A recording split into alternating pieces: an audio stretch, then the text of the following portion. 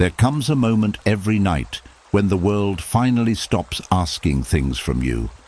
The calls end, the messages slow down, the pressure of the day begins to loosen, and yet, instead of peace, something else arrives. The thinking, the replaying, the quiet storm inside your own head. You lie down to rest, but the mind keeps moving. One thought becomes 10. One memory becomes a conversation. One worry becomes a future that has not even happened. And before you know it, your body is in bed, but your mind is still wandering through a battlefield that never sleeps. So many people live this way and call it normal. They call it responsibility. They call it caring. They call it being thoughtful. But overthinking is not peace. It is not wisdom. It is not preparation. It is the mind forgetting how to put down what it was never meant to carry all night. It is the soul staying on guard long after the danger has passed. And over time, that constant inner noise begins to steal more than sleep. It steals clarity. It steals energy. It steals joy. It steals your ability to simply be here, in this moment, without wrestling with life. The Stoics understood something most people never learn. The mind suffers most when it follows every thought as if it were a command. But not every thought deserves your loyalty. Not every fear deserves your belief. Not every memory deserves another trial in the courtroom of your mind. Peace begins the moment you stop chasing every voice within and start becoming the calm witness of what rises and falls inside you. That is where freedom starts, not by controlling every thought, but by no longer becoming trapped by them. Tonight, this meditation is your return. A return to stillness, a return to inner order, a return to the part of you that does not need to panic, predict, rehearse, or relive. For the next 4 hours, you are not here to solve your whole life. You are here to let the mind loosen its grip, to let the body feel safe again, to let the noise settle, and to remember that deep rest is not something you earn only after fixing everything. It is something you allow when you stop fighting yourself. Tonight, we begin that practice together. And as the body begins to slow down, as the breath softens and the outside world fades into the background, something else quietly steps forward. Not from the world around you, but from within you. The part that has been waiting all day for space. The part that does not speak loudly in noise, but becomes impossible to ignore in silence. This is where many people become uncomfortable, not because something is wrong, but because something real is finally being heard. There is a strange moment at night when everything goes still, yet the mind becomes louder than it has been all day. It feels almost unfair. You spend hours moving, working, distracting yourself, and the moment you finally lie down, the thoughts begin to rise. Old conversations return. Small mistakes feel bigger. Future worries start forming stories that feel real. It can feel like your mind has been holding everything back, only to release it all at once. This happens because silence removes the cover that noise provides. During the day, your attention is scattered across tasks, people, and responsibilities. Your mind is busy reacting, adjusting, performing. There is no space for deeper thoughts to surface fully. But when the world becomes quiet, when there is nothing left to respond to, the mind turns inward. And what it finds are the things that were never fully processed. Unfinished emotions do not disappear just because you moved on quickly. They stay, they wait. They settle beneath your awareness, like quiet pressure. And when the noise fades, they rise again, not to harm you, but to be seen. The problem is that most people do not recognize this.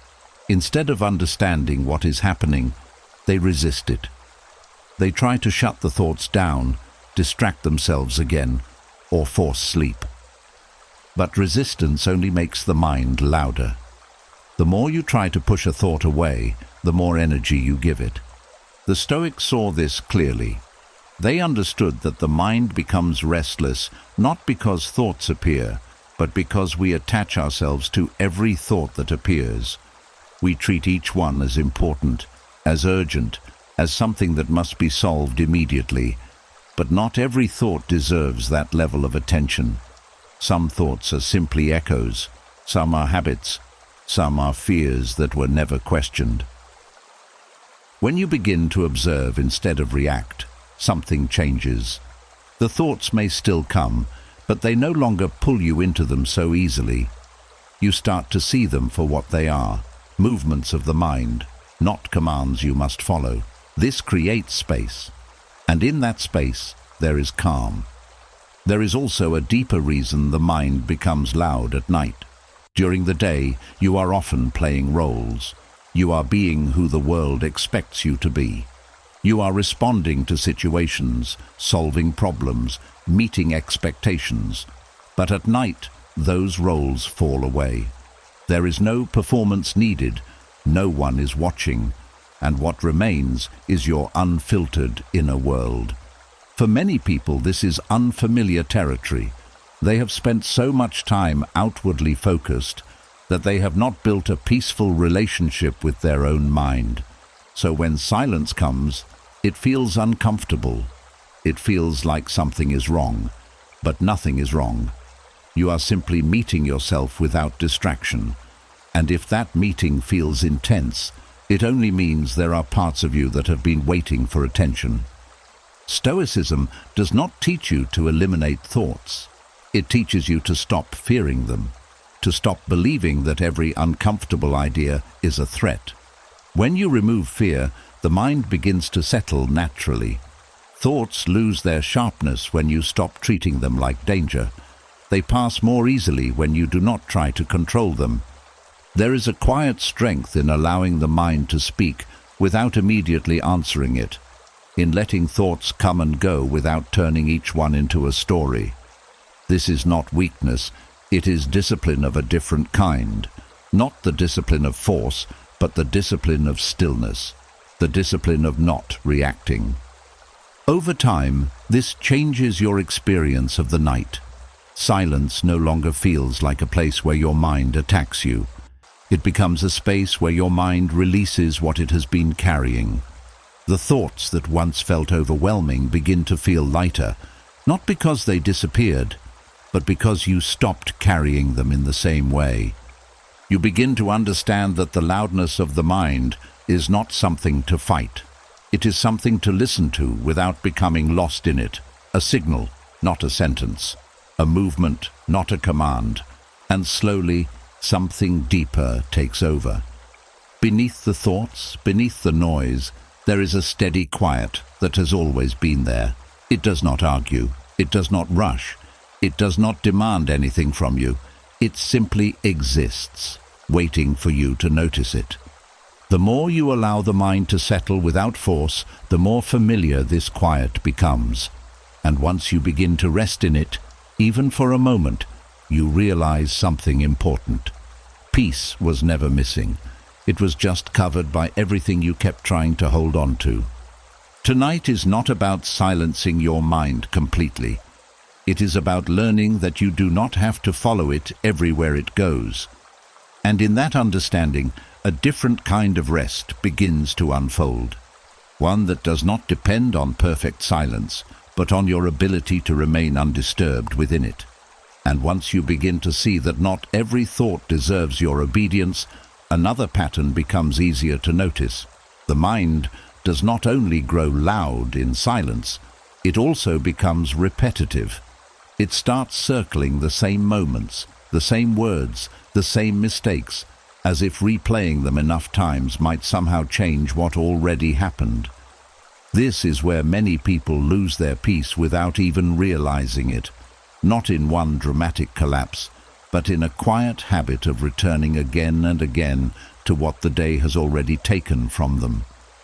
Something painful happens when the day ends, but the mind refuses to let it end with it.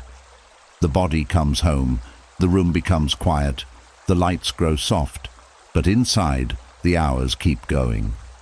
A conversation repeats, a mistake reappears, a moment of embarrassment returns with sharper edges than before, and suddenly you are no longer resting. You are reliving.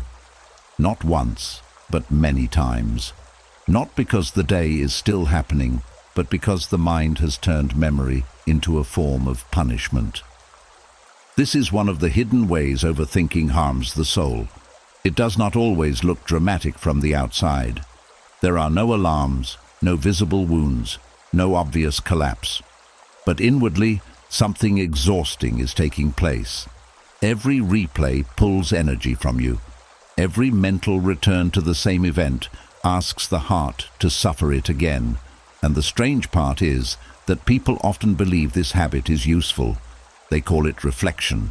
They call it responsibility. They call it trying to learn.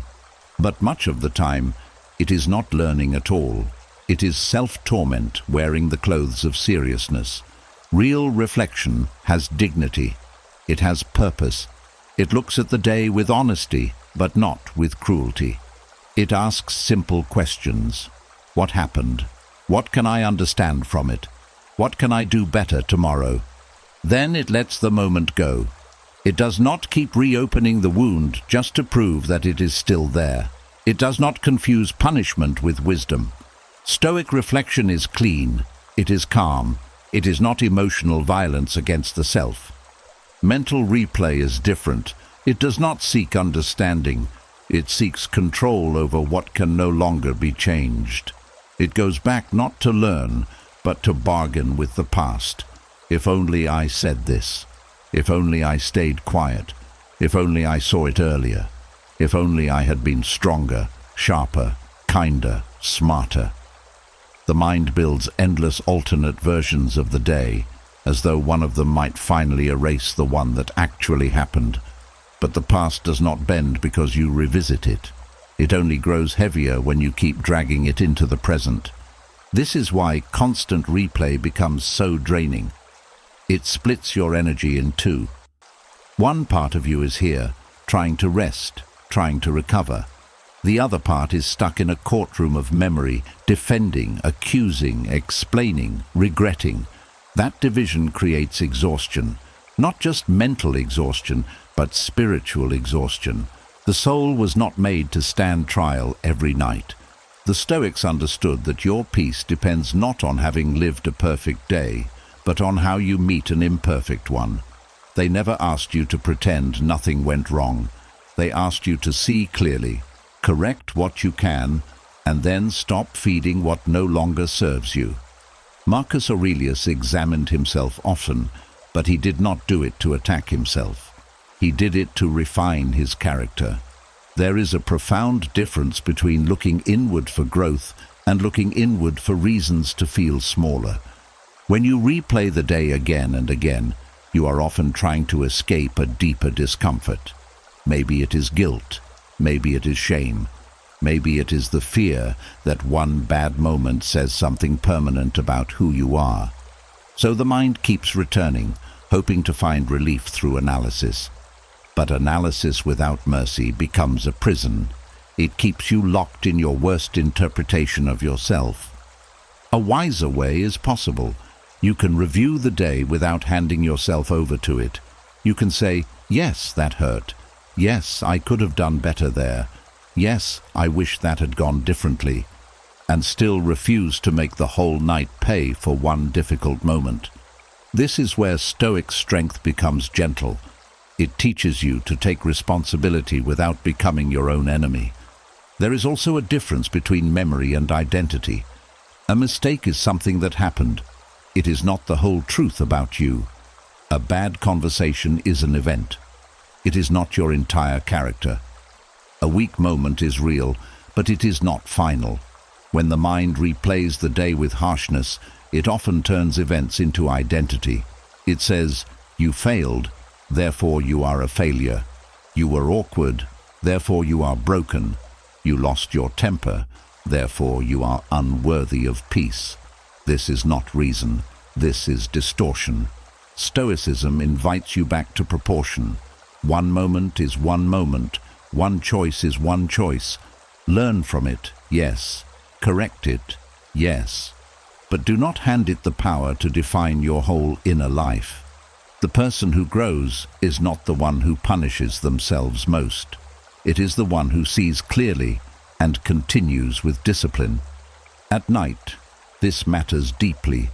Sleep cannot come easily to a mind that is still prosecuting the day. Rest begins when the trial ends, when you stop asking memory to do what only acceptance can do, when you stop replaying the scene and start releasing your grip on it, not because it did not matter, but because you matter too much to keep bleeding from the same place. And maybe that is the quiet lesson hidden here. You do not need to relive a moment to prove that it mattered. You do not need to reopen every bruise to show that you care. You do not need to suffer endlessly to become wise. Sometimes wisdom is shorter than that. It sounds more like this: I see what happened. I take what it taught me. I leave the rest. And as that understanding settles in, the mind begins to loosen. The day no longer chases you with the same force. The soul no longer has to carry every scene into the darkness. What remains is not denial, but relief. Not forgetfulness, but freedom. And from that freedom, rest becomes possible again.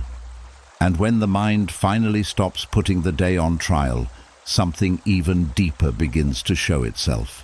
Beneath the replay, beneath the regret, beneath the endless inner arguments, there is often one quiet refusal that keeps the whole struggle alive. A refusal to accept that something happened the way it did. A refusal to let reality be reality. This is where overthinking takes on a different shape. It is no longer just memory repeating itself. It becomes resistance. A hidden fight with what is already done. Some of the deepest exhaustion in life comes from fighting what has already happened. Not with your hands, not with your voice, but with your mind. Reality moves forward, but inwardly, something in you keeps saying no. No, that should not have happened. No, they should not have said that. No, I should have been different. No, life should have gone another way. And because the event cannot be undone, the mind keeps circling it, trying to force open a door that has already closed. This is one of the hidden roots of overthinking. It is not always a search for answers. Sometimes it is a protest against reality itself. The mind keeps returning to a fact it does not like, not because it can change it, but because it cannot bear that it is true. So it argues with it. It reshapes it. It rewrites it. It imagines different endings. It asks the same questions in different forms, hoping that one more round of thought will produce a new past.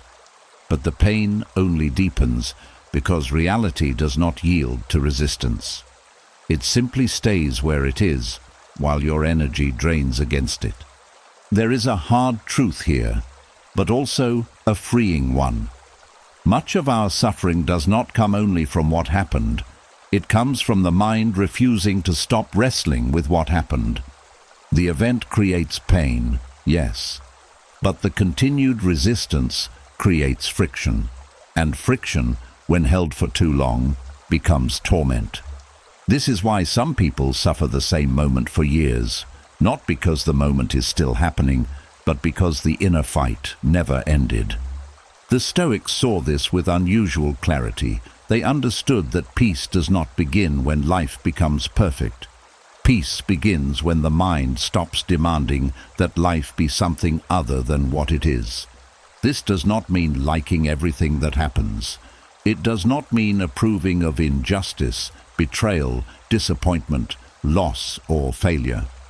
It means seeing clearly that reality has already arrived, and that your first task is not to deny it, but to meet it with steadiness.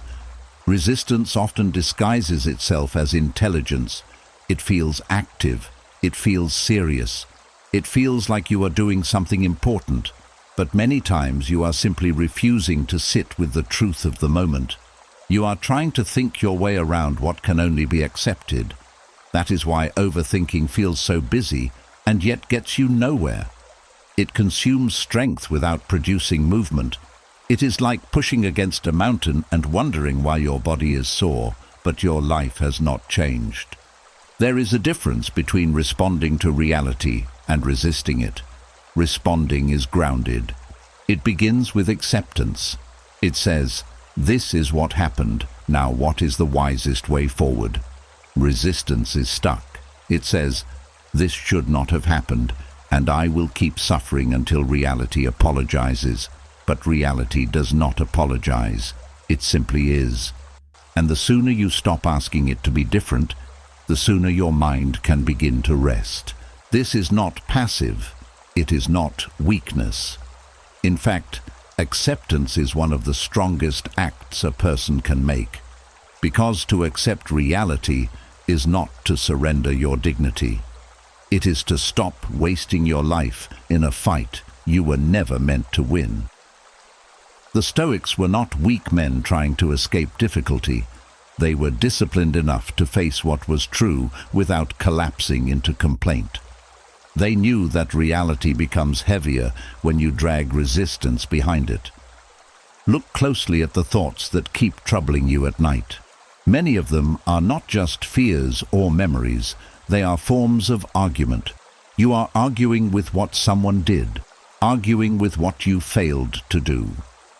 Arguing with the timing of life, the behavior of people, the limits of your control. And because the argument has no final victory, the mind stays tense. It remains on guard. It cannot fully rest because it is still at war. Peace begins in a quieter place. It begins when you say, "This happened. I may not like it. I may still feel pain around it. I may still need time to heal, to respond, to rebuild. But I will no longer spend the night pretending that refusal is power." That moment changes everything. Because acceptance loosens what resistance tightens. It creates space where struggle once lived. Once you stop fighting reality, you start seeing more clearly. You see what is actually yours to carry and what never was. You see that the past is fixed, but your relation to it is not. You see that pain may visit you, but additional suffering often comes from the mind, insisting that pain should not exist. This is why acceptance can feel like relief even before circumstances change. It ends the second wound, the wound made by opposition. And there is something else hidden here. When the mind stops resisting reality, it becomes available for wisdom. As long as you are busy denying what is true, you cannot learn from it. You cannot move with it. You cannot grow through it. Resistance blocks understanding. Acceptance opens it. The Stoic mind is not calm because life is always gentle. It is calm because it does not waste itself fighting facts. So tonight, as the mind begins its old habit of replaying, resisting and protesting, you do not have to follow it into battle. You can let the war end here. You can let the truth be what it is, without adding another layer of struggle to it. You can stop demanding a different yesterday before allowing yourself peace tonight. That is where rest begins. Not when everything is solved, but when the fight with reality softens. Not when life finally obeys your preferences, but when your mind no longer makes inner war out of what already stands before it. In that softening, something sacred returns. Energy, breath, space. A feeling that you no longer have to wrestle the world just to lie down. And from that place, the night changes. The mind is no longer a battlefield of protest. It becomes a place of surrender in the deepest and wisest sense. Not giving up on life, but giving up the struggle against what is already real. And in that surrender, peace quietly enters. And when the fight with reality begins to soften, when you stop arguing with what already is, another pattern quietly reveals itself. The mind does not only resist, it tries to fix. It shifts from protest to problem solving, as if the night were the perfect time to untangle every issue, answer every question, and redesign your entire life before morning arrives. This is where a different kind of exhaustion begins, not from fighting the past, but from trying to control the future all at once. There is a heavy kind of thinking that only seems to show up at night. During the day, your thoughts move in pieces. You handle one thing, then the next. You respond, you adjust, you move forward step by step. But when the world goes quiet, the mind gathers everything at once. Every responsibility, every decision, every unresolved question. It places them all in front of you and says, now solve it. Now figure it all out. Now fix your life completely before you rest. And something in you believes it. Not because it makes sense, but because it feels urgent. The mind creates a false importance around these thoughts. It tells you that if you do not think through everything right now, something will go wrong. That clarity must come before sleep. That answers must be found immediately. So you stay there, thinking harder, digging deeper, trying to force solutions out of a mind that is already tired. This is where the exhaustion grows, because the night was never meant for solving everything. The mind at this hour is not clear, it is strained. It is influenced by fatigue, by emotion, by the quiet intensity that darkness brings. Problems appear bigger, uncertainty feels heavier, and the solutions you chase become less grounded, more extreme, more absolute. You begin to think in all or nothing. Everything feels like it must be decided now, or everything will fall apart.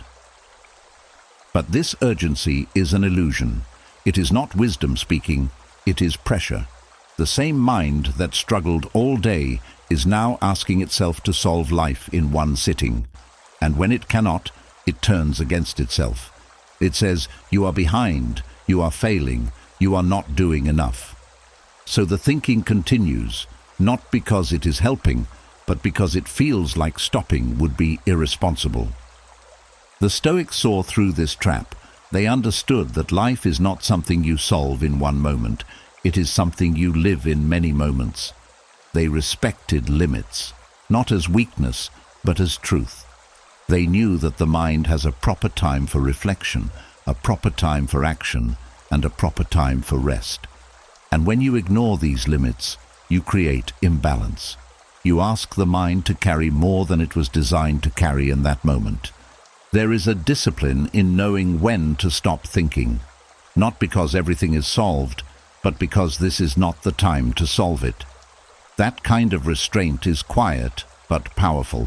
It says, I will face what needs to be faced, but I will not force clarity out of exhaustion. I will return to this with a clearer mind. I will not let the night become a place where I overburden myself.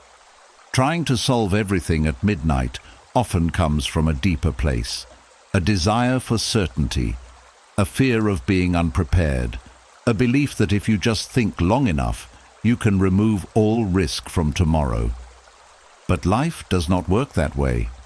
No amount of thinking can eliminate uncertainty completely, and when you chase that impossible goal, you trade your rest for an illusion of control. Stoicism teaches a different approach. It brings the mind back to proportion. It asks, what is actually within your control right now? Not tomorrow, not next week, but right now. And the answer is often simple. You can rest. You can breathe. You can allow the body to recover. You can choose not to carry every problem into this moment. That is control. Not controlling the outcome of everything, but controlling how you meet this moment. There is also wisdom in trusting the process of time. Not everything needs to be figured out immediately. Some things become clearer with distance. Some decisions improve when the mind is rested. Some problems shrink when you stop staring at them from too close. When you allow space, you allow perspective. And perspective is something the tired mind cannot produce. When you step back from the urge to solve everything, something shifts. The pressure begins to loosen. The weight of the future no longer sits entirely on this moment. You begin to see that life is not asking you to have all the answers tonight. It is asking you to take the next step when the time comes.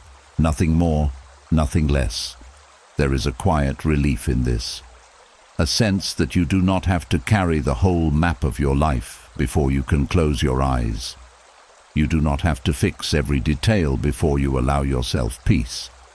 The mind can rest, even while things remain unfinished. In fact, it must. The Stoics would often remind themselves of this simple truth. Do what you can when it is time to act. Think when it is time to reflect. And rest when it is time to rest. When you respect these boundaries, the mind begins to settle into a natural rhythm. It no longer feels stretched across every moment at once. Tonight is not the time to solve your entire life.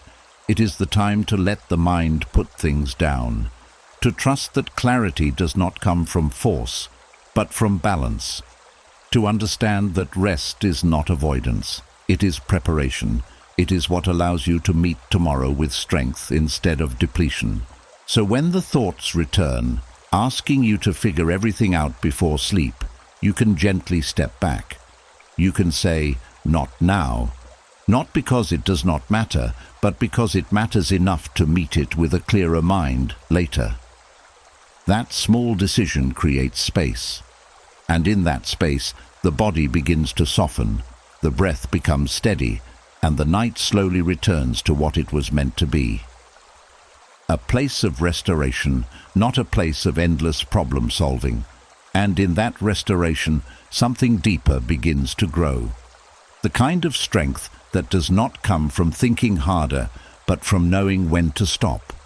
And as the mind slowly begins to release the need to solve everything at once, another layer quietly comes into view. Beneath the problem solving, beneath the urgency, there is often a deeper force at work.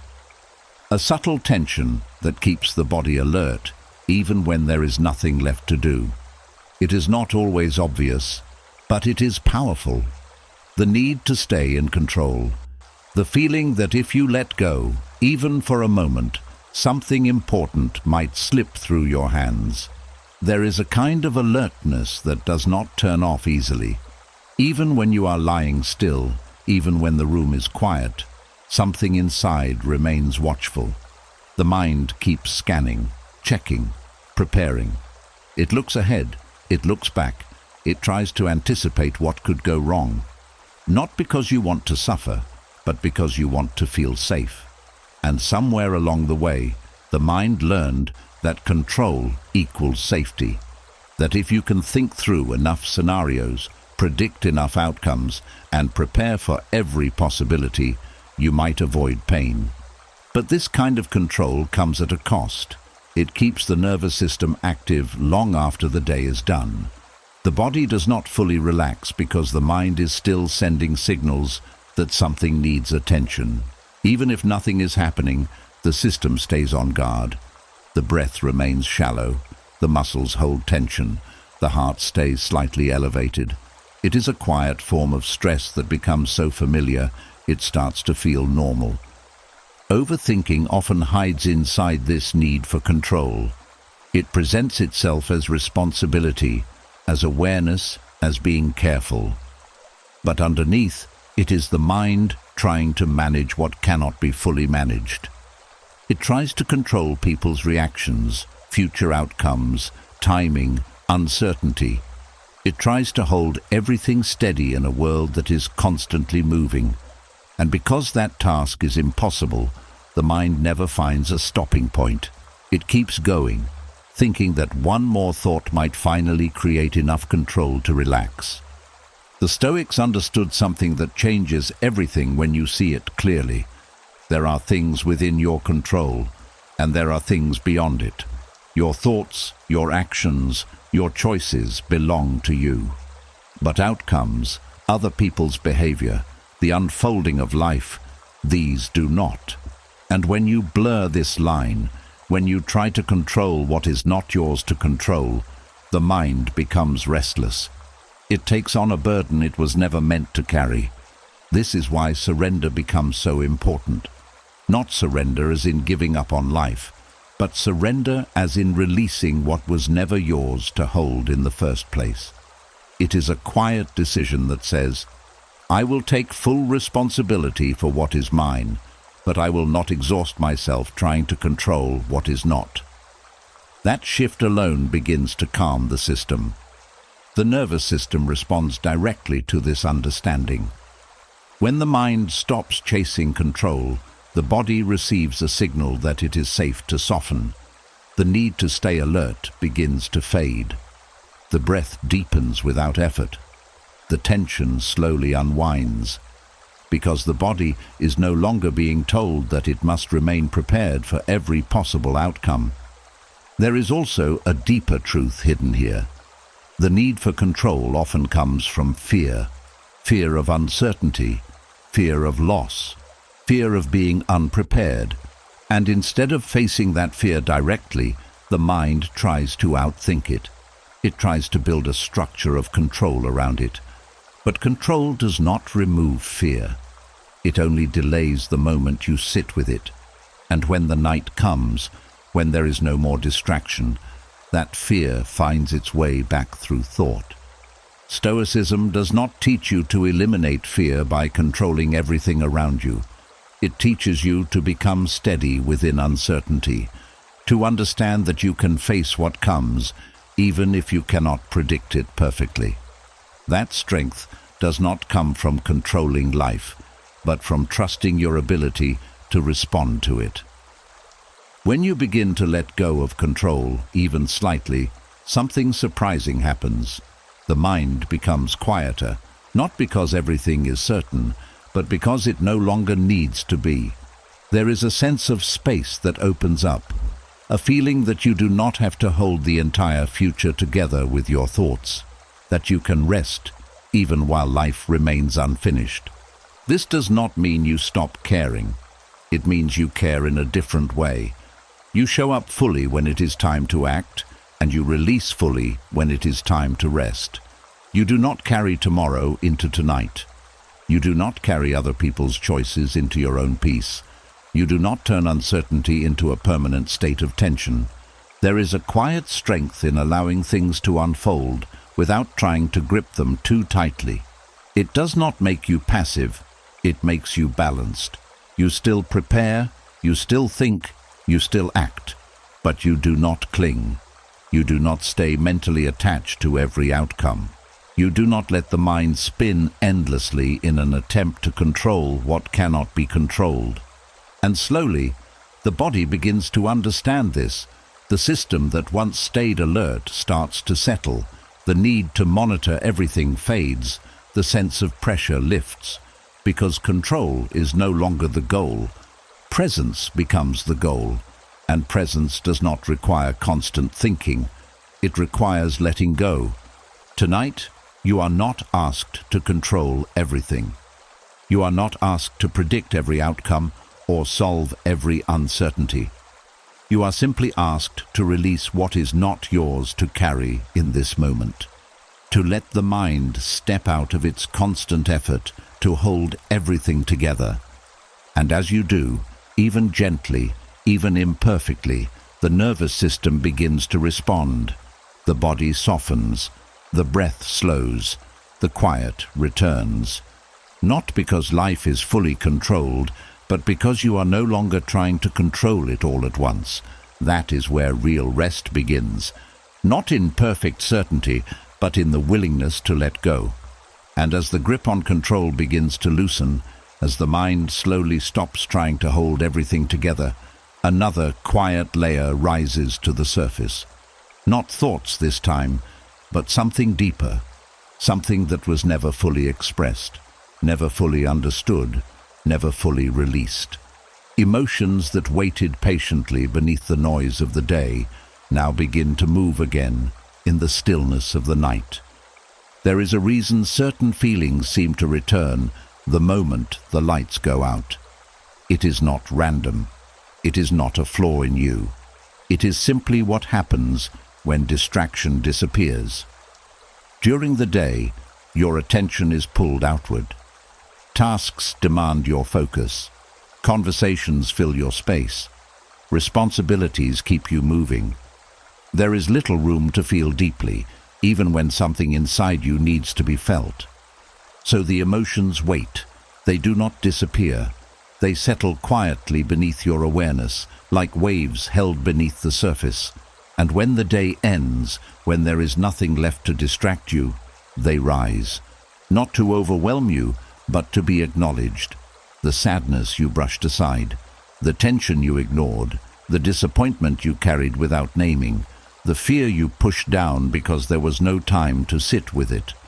All of it begins to return, not as punishment, but as unfinished experience. This is why the night can feel heavier than expected. It is not just the mind thinking, it is the heart speaking in a language that has been delayed. And when those feelings rise, many people react the same way they do with thoughts. They resist, they try to push them away, distract themselves again, or shut them down. But emotions do not dissolve through avoidance. They remain, and often grow stronger when they are not given space. The Stoics did not teach you to suppress emotion. They taught you to meet it with awareness instead of being carried away by it. There is a difference between feeling something and becoming lost in it. Awareness creates that difference. It allows you to experience what is present without turning it into a storm that takes over everything. When an emotion rises at night, it is not asking you to fix your entire life. It is asking to be seen clearly, to be felt without resistance, to move through you instead of being trapped inside you. This is where many people struggle, because they confuse feeling with weakness. They believe that if they allow themselves to feel, they will lose control. But the opposite is often true. What you resist stays. What you allow begins to move. There is a quiet strength in sitting with an emotion without trying to escape it. Not analyzing it endlessly, not turning it into a story, but simply allowing it to exist for a moment. You may feel sadness without needing to explain it. You may feel tension without needing to solve it. You may feel fear without needing to predict every outcome. This is not passivity, it is presence. Unfinished emotions often return because they were never completed. Not completed in the sense of being solved, but completed in the sense of being experienced fully. When you cut off a feeling halfway, it does not disappear, it waits. It remains incomplete. And when the conditions are quiet enough, it returns to finish what was started. Stoic awareness helps you meet this process without drowning in it. It reminds you that you are not the emotion itself. You are the one observing it. This creates a small but powerful distance. Instead of saying, "I am overwhelmed," you begin to see, there is overwhelm present. That shift changes everything. Because now, the feeling is something you can witness, not something that defines you completely. There is also a natural rhythm to emotions when they are allowed. They rise, they peak, and they fall. But when you resist them, you interrupt that rhythm. You hold them in place. You keep them from completing their movement. And so they return again, not because they want to stay, but because they were never allowed to leave. At night, this becomes more visible. The quiet gives space for the full cycle to begin. And if you meet it with awareness instead of resistance, something begins to change. The intensity softens. The edges become less sharp. The feeling moves through you instead of building inside you. It may still be there, but it no longer feels like it will take over everything. There is no need to rush this process. There is no need to force yourself to feel more than you can handle. Stoic practice is not about overwhelming yourself with emotion. It is about staying steady while it passes through, allowing it, observing it, without adding extra layers of fear or judgment. Over time, this creates a different relationship with your inner world. The night no longer feels like a place where emotions attack you. It becomes a space where emotions complete themselves. where what was carried silently during the day finds its natural release. And instead of leaving you heavier, it leaves you lighter. You begin to trust that not every feeling needs to be controlled, that some things simply need to be allowed, that your strength is not in avoiding emotion, but in remaining grounded while it moves. And as this understanding deepens, something settles inside you. The fear of what might rise begins to fade, because you know that whatever comes, you can meet it without being overwhelmed by it. You can let it pass without holding on to it. The night becomes quieter in a different way, not because nothing rises, but because what rises no longer feels threatening. It feels natural, part of the mind and body returning to balance. And in that quiet balance, rest begins to take shape again. And as those emotions begin to move instead of staying trapped, as the mind learns not to fear what rises within it, there is one final habit that quietly keeps many people from resting.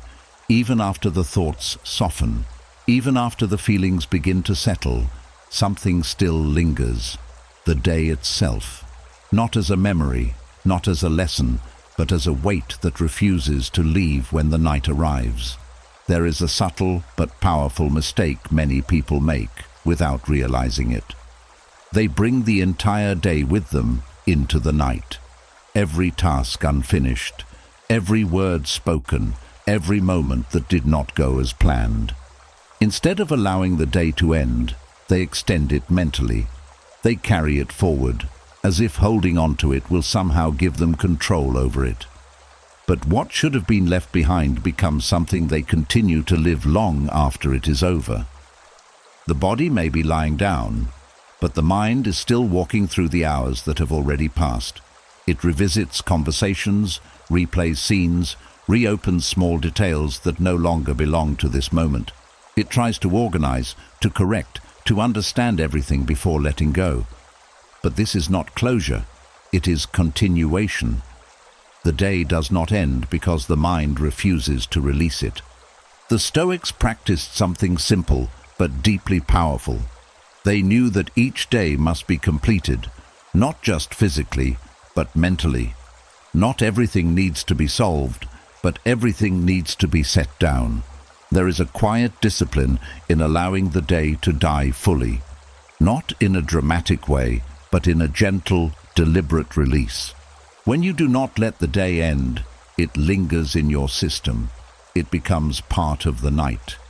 And because the night is meant for rest, the presence of unfinished mental activity creates tension. The mind cannot fully settle because it is still engaged. It is still holding on to what has already happened. It is still trying to carry something that no longer requires carrying. There is also a hidden attachment in this habit. A belief that holding on to the day means you are being responsible. That by continuing to think about it, you are somehow doing your duty. But responsibility has a limit. Once the moment has passed, once the actions have been taken, there is nothing more to hold. Continuing to carry it does not make you more responsible. It makes you more burdened. Letting the day die does not mean forgetting it. It means releasing your grip on it. It means recognizing that this moment is no longer part of what you need to manage. It belongs to the past now, and the past does not require your constant attention. It only requires your understanding, and then your release. There is a quiet ritual in this. Not something complicated, not something that takes effort, but something intentional. You acknowledge the day. You see it for what it was, the good, the difficult, the unfinished. You take what is useful, what can guide you tomorrow, and then you let the rest go. Not because it does not matter, but because it no longer belongs here. This creates a clear boundary between day and night. Without that boundary, everything blends together. The mind never fully shifts into rest. It remains in a state of continuation, where there is always something still being processed, still being carried. But when the boundary is respected, something changes. The mind begins to understand that there is a time to engage and a time to release. There is also freedom in accepting that not everything will be completed in one day. Some things will remain unfinished. Some questions will remain open. Some problems will still be waiting in the morning. This is not failure. This is the natural rhythm of life. When you accept this, the pressure to carry everything into the night begins to fade. The Stoics often reminded themselves that each day is a complete life in itself. It begins, it unfolds, and it ends. And just like a life, it must be allowed to finish. You do not extend a day indefinitely. You do not keep reliving it as if it has not already passed. You allow it to close with all its imperfections. When you begin to practice this, even gently, the night feels different. The mind no longer drags behind it a trail of unfinished moments. There is space. There is a sense that what needed to be done has been done for now, and what remains can wait without urgency. This does not require perfection. You do not need to have had a perfect day to release it. In fact, the more imperfect the day, the more important it is to let it end. Because carrying imperfection into the night only multiplies its weight. Releasing it allows you to meet tomorrow without the extra burden of yesterday's unfinished energy. There is a quiet strength in saying, "This day is over," not as an escape, but as a recognition. A recognition that time has moved forward and you are allowed to move with it. You are not required to stay behind, holding on to what has already passed. And as this understanding settles in, the mind begins to follow. The urge to revisit, to carry, to extend starts to soften. The body feels it too. The tension eases. The breath becomes steady, because the system is no longer trying to manage two moments at once. The night becomes what it was meant to be, a place where nothing needs to be carried forward, a place where the mind can rest in the present without being pulled back into what is already done. And in that release, something gentle happens, a sense of completion, even without perfection, a quiet closing of the day that allows the next one to begin without extra weight. That is the Stoic art. Not controlling every moment, but knowing when to let it go. Not holding on to everything, but understanding what no longer belongs to you. And when you allow the day to die completely, the night finally becomes yours again. And once the day is finally set down, once the mind is no longer dragging yesterday into this moment, something else begins to show itself more clearly. A quieter habit, one that feels helpful at first, almost responsible. The mind starts preparing. It looks ahead, tries to organize tomorrow, runs through possibilities. And it tells you this is peace. It tells you this is how you stay ready, how you stay safe. But if you look closely, something feels off. The body is still tense. The breath is still shallow. The mind is still moving. There is a subtle confusion that keeps many people awake at night. The belief that thinking ahead will create calm, that if you just prepare enough, plan enough, rehearse enough, you will finally feel at ease. So the mind keeps working, keeps arranging, keeps anticipating. It builds conversations that have not happened. It prepares for problems that may never come. It walks through tomorrow again and again, trying to make it smooth before it even begins. But this is not peace. It only looks like it from the outside. Inside, something is still restless, because true peace is quiet. It does not need constant movement. It does not depend on having every detail figured out. What the mind is doing instead is trying to replace uncertainty with control. It believes that if it can just stay one step ahead of life, it can avoid discomfort.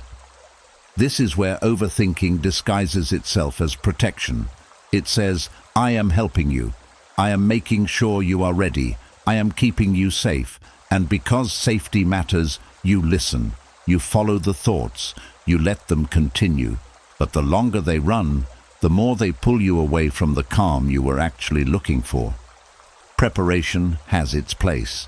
It is useful during the day, when you are clear, when you are active, when decisions can be made and actions can follow. But at night, preparation often turns into repetition. It loses its purpose and becomes a loop. You are no longer planning effectively. You are circling the same ideas, the same scenarios, the same imagined outcomes. And each time you go through them, you feel a small sense of relief, as if you are doing something productive. But that relief fades quickly, and the mind starts again. This is how calm gets stolen. Not all at once, but slowly, thought by thought. The mind promises peace through preparation, but never actually delivers it, because the kind of preparation it is doing has no finish line. There is always one more scenario to consider, one more detail to think through, one more possibility to prepare for. And so the mind stays active, believing it is moving toward rest, while actually moving away from it. The Stoics understood this difference. They knew that preparation should be limited, intentional, and grounded in what is within your control. They would prepare for the day ahead, yes. They would consider challenges, reflect on their responses, strengthen their mindset. But they would not carry this process endlessly into the night. They knew that after a certain point, thinking more does not create clarity. It creates disturbance. There is a moment where preparation turns into attachment, where you are no longer simply getting ready, but trying to control the outcome before it arrives. And that attachment keeps the mind awake. Because as long as you feel responsible for every possible result, the mind cannot rest. It stays alert, scanning for what else might go wrong, what else needs to be handled. Peace begins when you recognize this shift, when you see that the mind is no longer preparing but clinging, and in that recognition, you can step back. You can allow yourself to stop, even if everything is not fully planned. You can trust that you will respond when the moment comes, rather than trying to live it all in advance. There is a quiet confidence in this, a different kind of safety. Not the safety of controlling everything, but the safety of knowing you can handle what comes. This confidence does not need constant thinking. It does not need rehearsal. It rests in your ability, not in endless preparation. When you let go of this false preparation, something opens up. The mind slows down. The body begins to follow. The sense of urgency fades. Because you are no longer trying to build tomorrow in your head before it arrives. You are allowing it to come as it will, trusting that you will meet it with clarity when you are rested. This does not mean you stop caring about what is ahead. It means you stop carrying it into a moment where it does not belong. The night is not the place for endless preparation. It is the place for recovery. It is where the mind regains the clarity it needs to think well later. And slowly, as you step away from the need to prepare everything, the calm you were searching for begins to appear. Not because everything is certain, but because you are no longer chasing certainty through thought. You are allowing space where there was once pressure. The mind begins to understand that it does not need to keep moving to protect you, that rest is not a risk, that letting go is not carelessness, it is balance, and in that balance, something steady returns, a quiet stillness that does not depend on having everything figured out, a calm that does not require constant thinking to exist. This is the difference. Preparation ends when it has served its purpose. Peace begins when you are willing to stop. And as the need to prepare begins to loosen, as the mind slowly learns that not every future needs to be built in advance, another pattern quietly steps forward, one that feels familiar, almost automatic. The mind turns backward again, but not to reflect or understand. It goes back to something that already hurt, something that was already lived through, something that, in truth, had already ended. And yet, Here it is again, being reopened in the silence of the night. There is a quiet habit many people carry without noticing it. The habit of revisiting pain that no longer belongs to this moment. Not because it is needed, not because it will change anything, but because the mind has learned to return to it. Almost like touching a bruise to see if it still hurts. And when it does, the mind stays there, examining it, replaying it, feeling it again as if it were happening now. These moments can be small or heavy. A word someone said years ago, a mistake that still carries weight, a loss that left something unfinished inside you. During the day, these memories stay in the background, but at night, when everything becomes quiet, they rise with more clarity. And often they arrive with emotion attached, not just memory, but feeling, as if the past has found a way to step into the present again. The mind tells you that there is something to figure out here, something to resolve, something to understand more deeply, but often there is nothing new to find. The pain has already been felt. The moment has already passed.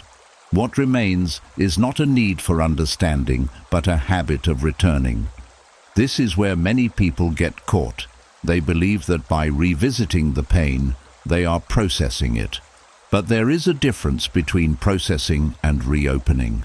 Processing moves forward. It brings clarity, then release. Reopening simply relives. It keeps the wound active without allowing it to close. The Stoics approached this with quiet discipline. They did not deny that pain exists. They did not pretend that difficult moments leave no mark. But they also understood that dignity comes from how you relate to those memories, not from how often you return to them. They practice something that feels simple, but requires strength. They chose not to participate in unnecessary suffering. Dignified non-participation does not mean suppressing memory. It means seeing clearly when the mind is pulling you back into something that no longer needs your energy. It is the ability to notice the thought, to recognize the memory, and to gently step away instead of stepping deeper into it. This is not avoidance. It is awareness. You are not denying what happened. You are refusing to relive it as if it is happening now.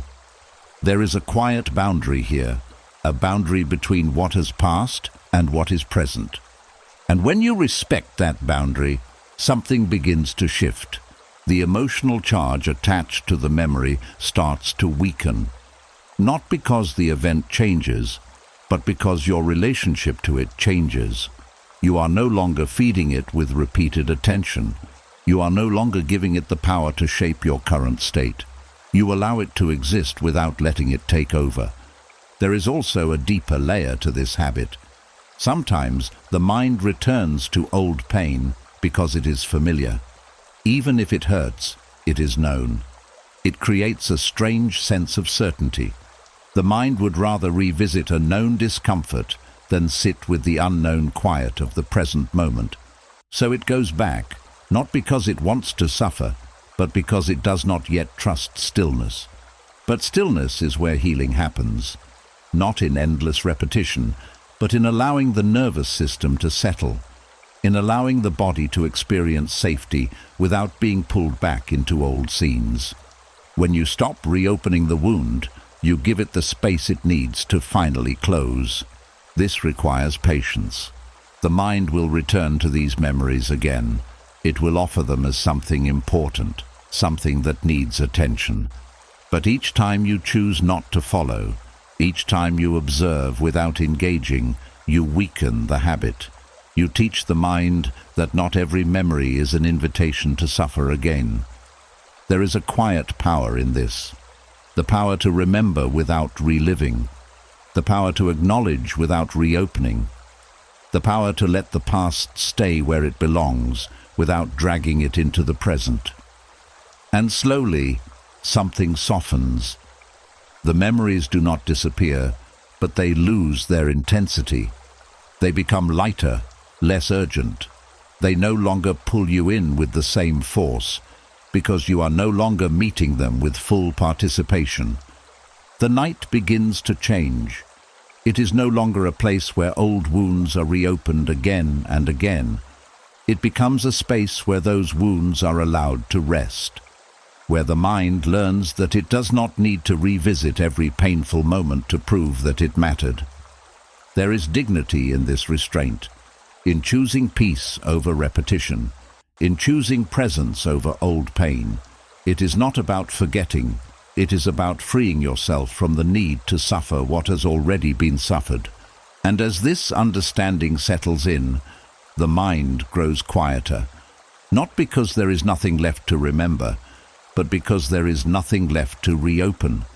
The past remains where it belongs, the present becomes lighter, and in that lightness, rest becomes possible again. And as the mind begins to stop reopening what has already passed, as it slowly learns not to pull old pain back into this moment, another pattern quietly takes its place. Not from the past this time, but from the future. A different kind of tension begins to rise, not from memory, but from anticipation. The mind moves forward, trying to step into tomorrow before tonight has even finished.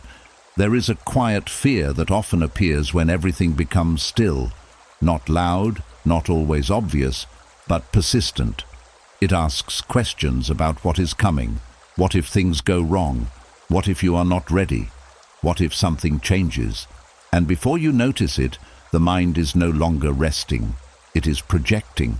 It is building scenes of a future that has not arrived and reacting to them as if they are already real. This is how the fear of tomorrow begins to steal the only rest you have tonight.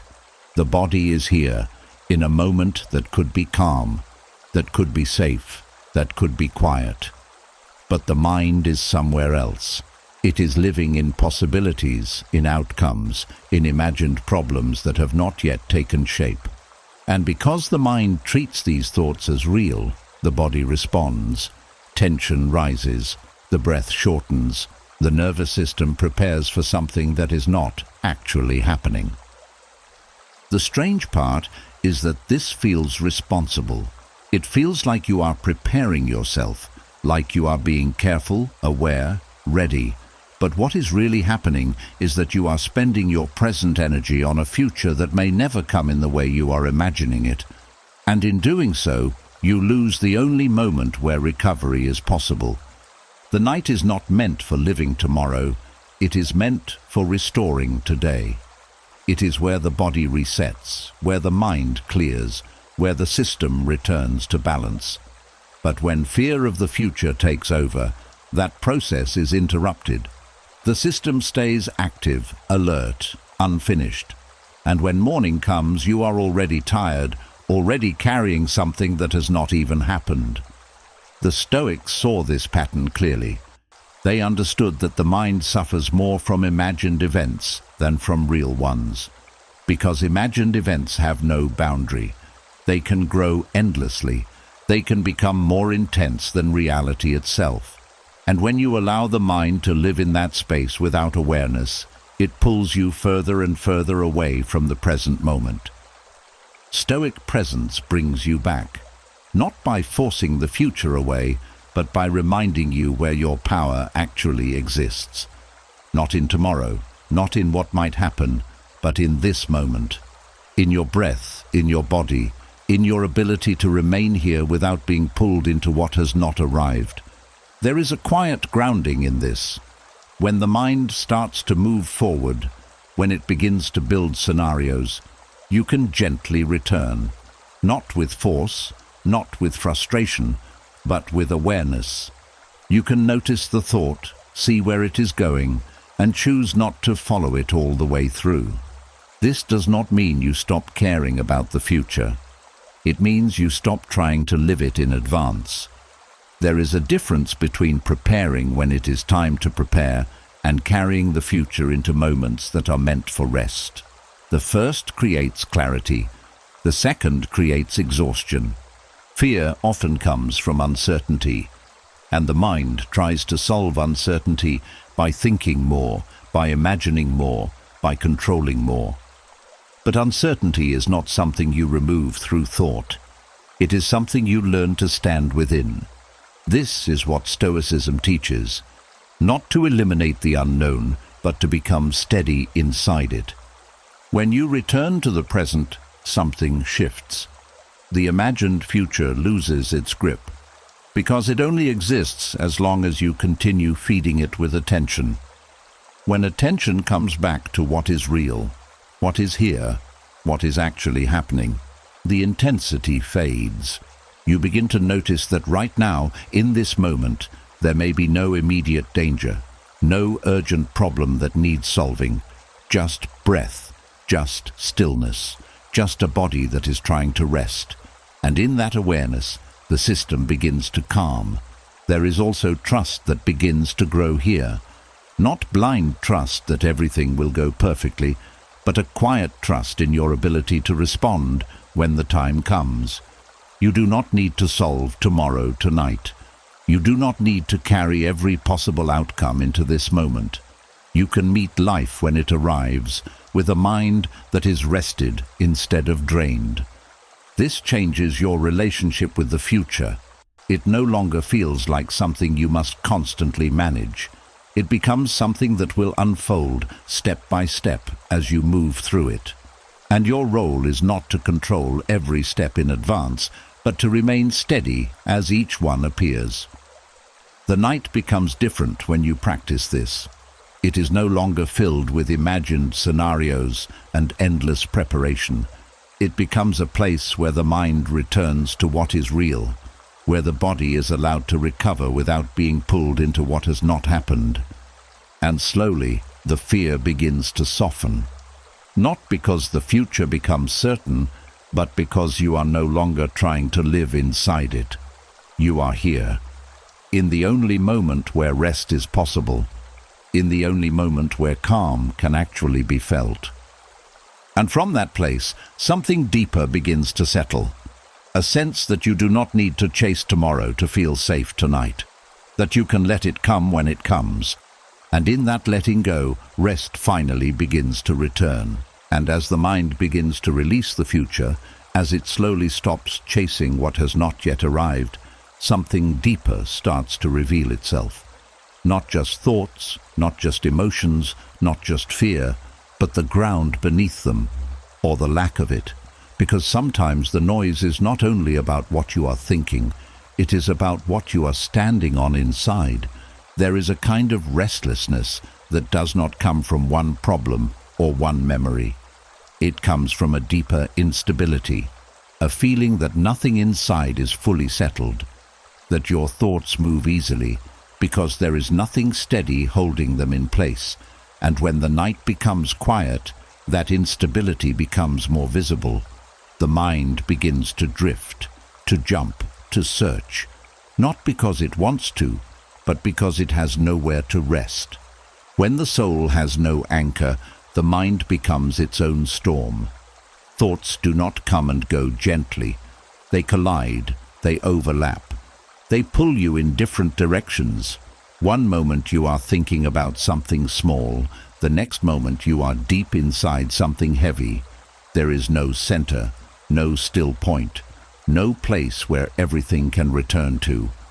This is why mental noise increases even when nothing specific is wrong. It is not always about the content of your thoughts. It is about the lack of grounding beneath them. When there is no inner stability, the mind tries to create it through thinking. It keeps moving, hoping that one more thought will finally bring a sense of order. But thinking cannot replace grounding. It only creates more movement. During the day, this instability is often hidden. Activity gives you structure. Tasks give you direction. Conversations give you a sense of connection. But at night, when all of that fades, you are left with what is inside. And if there is no anchor, the mind begins to wander without direction. It searches for something to hold on to, and when it cannot find it, it creates more noise.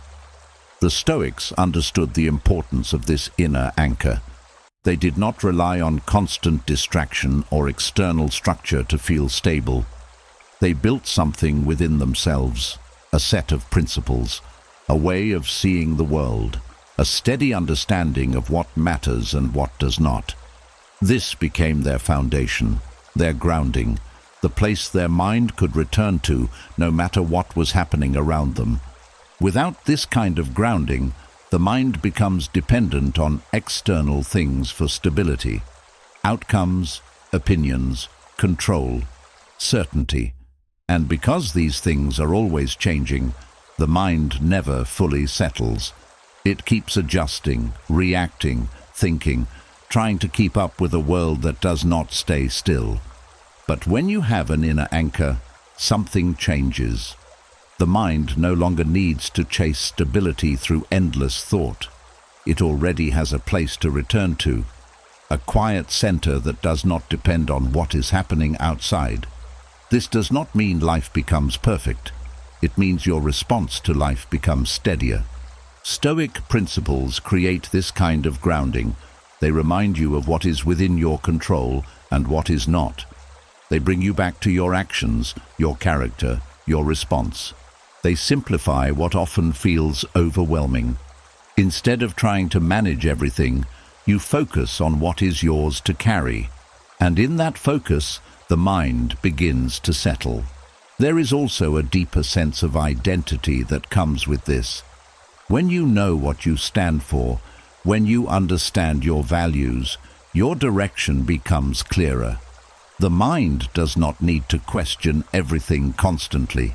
It does not need to search for meaning in every thought. It rests in a quiet understanding of who you are and how you choose to meet life. Without that, the mind keeps looking. It moves from one thought to another, trying to find something solid. But nothing holds for long, so the noise continues. Not because the mind is broken, but because it is trying to build stability in a place where stability cannot be built. When you begin to anchor yourself even gently, the noise starts to soften. Not immediately, not completely, but noticeably. Thoughts still come, but they do not scatter you in the same way. They pass through a steadier space. They do not pull you as far as fast. This anchor is not something you force. It is something you return to, again and again, in small ways, in quiet reminders, in simple truths that do not change. You are here. This moment is real. You can act with clarity. You can choose your response. You do not need to control everything to be steady. These are simple ideas, but they create depth. They give the mind a place to land, a place where it does not need to keep moving just to feel secure. And slowly, the night becomes different. The mind is not as scattered. The thoughts are not as loud, because there is something beneath them now, something that holds steady even when the mind moves. You begin to feel less pulled in every direction, less reactive, less dependent on every thought that appears. There is a quiet space inside that remains even when everything else shifts. This is the anchor, not something outside you, but something within. A steady presence that allows the mind to rest without needing to solve everything, control everything, or understand everything all at once. And as this anchor becomes stronger, the noise continues to fade, not because the mind has stopped thinking, but because it no longer needs to search endlessly for stability. It has found where to return. And as that inner anchor begins to take shape, as the mind slowly finds a place to return, instead of drifting endlessly, another quiet habit becomes easier to notice. It is not loud. It does not always feel destructive. In fact, it often feels responsible. The habit of questioning yourself at the end of the day. Not to understand, but to judge. Not to learn, but to dissect every detail until nothing feels enough. There is a certain kind of tiredness that does not come from work, but from constant self-examination. You lie down, the day is over, and instead of rest, the mind turns inward with intensity.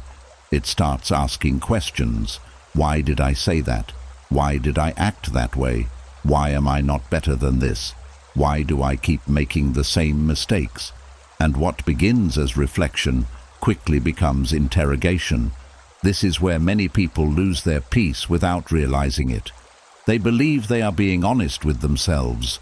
They believe they are improving. But the tone matters. The intention matters. And when reflection turns into accusation, the mind does not grow. It tightens.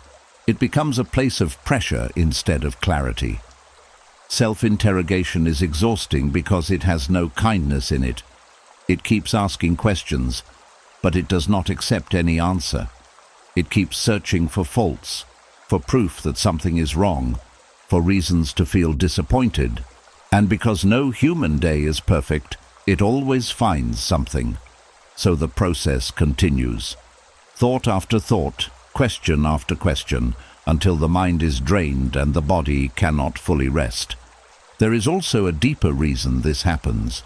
Many people tie their worth to how well they performed during the day. If things went smoothly, they feel at ease. If something went wrong, they feel unsettled. So at night, the mind tries to evaluate everything, to measure itself, to decide if it did enough, if it was enough. And because the standards are often unclear or too high, the evaluation never feels complete. The Stoics approached this very differently. They believed in reflection, but not in self-punishment. They looked at their actions with honesty, but also with proportion. They did not expect perfection from themselves. They expected effort, awareness, and growth. And when they examined their day, they did it with the goal of understanding, not condemnation. There is a quiet skill in ending the day without turning it into a courtroom, in seeing what happened without putting yourself on trial. This does not mean ignoring mistakes. It means meeting them with clarity instead of harshness. It means asking, what can I learn from this, rather than what is wrong with me? When you shift in this way, something changes in the mind. The questions become lighter. They become useful instead of draining. You are no longer digging for flaws to prove something about yourself. You are simply observing what took place, taking what is helpful, and leaving the rest. There is also an important difference between identity and action. When self-interrogation takes over, it blurs that line. A small mistake becomes a reflection of who you are. A difficult moment becomes a judgment on your entire character. But Stoic clarity separates these things. You can act poorly in one moment without being a flawed person. You can learn from a mistake without carrying it as a label. This creates space. The mind no longer feels trapped in constant evaluation. It can see clearly without collapsing into judgment. And in that clarity there is calm. Ending the day without interrogation also requires letting go of the need to fully resolve everything before rest. Some questions will remain unanswered. Some actions will need time to understand. Some things will only become clear with distance. When you accept this, the pressure to figure everything out right now begins to fade. The mind does not need to reach a final conclusion about itself every night. It only needs enough awareness to continue moving forward. Growth does not come from harsh questioning. It comes from steady observation and consistent action over time. There is a gentleness in this approach that is often misunderstood. It is not weakness. It is precision. It allows you to see clearly without distorting what you see through judgment. It allows you to correct without breaking yourself in the process. And slowly the night begins to feel different. The mind is no longer a place of constant questioning. It becomes a place of quiet review, followed by release. You look at the day, you take what matters, and you set it down. The tension that came from interrogation begins to ease. The need to prove something to yourself fades, because you are no longer trying to measure your worth through every detail of the day. You are simply living, learning, and continuing. This is a rare skill, but a powerful one, to close the day without turning against yourself, to rest without needing to justify your existence through perfect behavior, to allow imperfection without carrying it into the night. And in that space, something softens. The mind no longer feels like it must stay active to improve. It begins to trust the process of growth. It allows rest to become part of that process. Because clarity does not come from pressure, it comes from seeing things as they are, without adding unnecessary weight. And when you end the day this way, without interrogation, without harsh judgment, something quiet returns. A sense that you are allowed to rest, not because everything was perfect, but because you have done enough for now. And in that understanding, the night finally opens into what it was meant to be, a place of recovery, not evaluation. And as the habit of questioning yourself begins to soften, as the mind no longer turns every moment into something to analyze or judge, another pattern slowly becomes visible. A quieter one, but just as draining. The mind begins to create problems that were never fully real to begin with. Not problems in the world, but problems in thought. Complex, layered, endless. And once they are created, the mind tries to solve them as if they must have an answer. There is a strange way the mind works when it is left unchecked.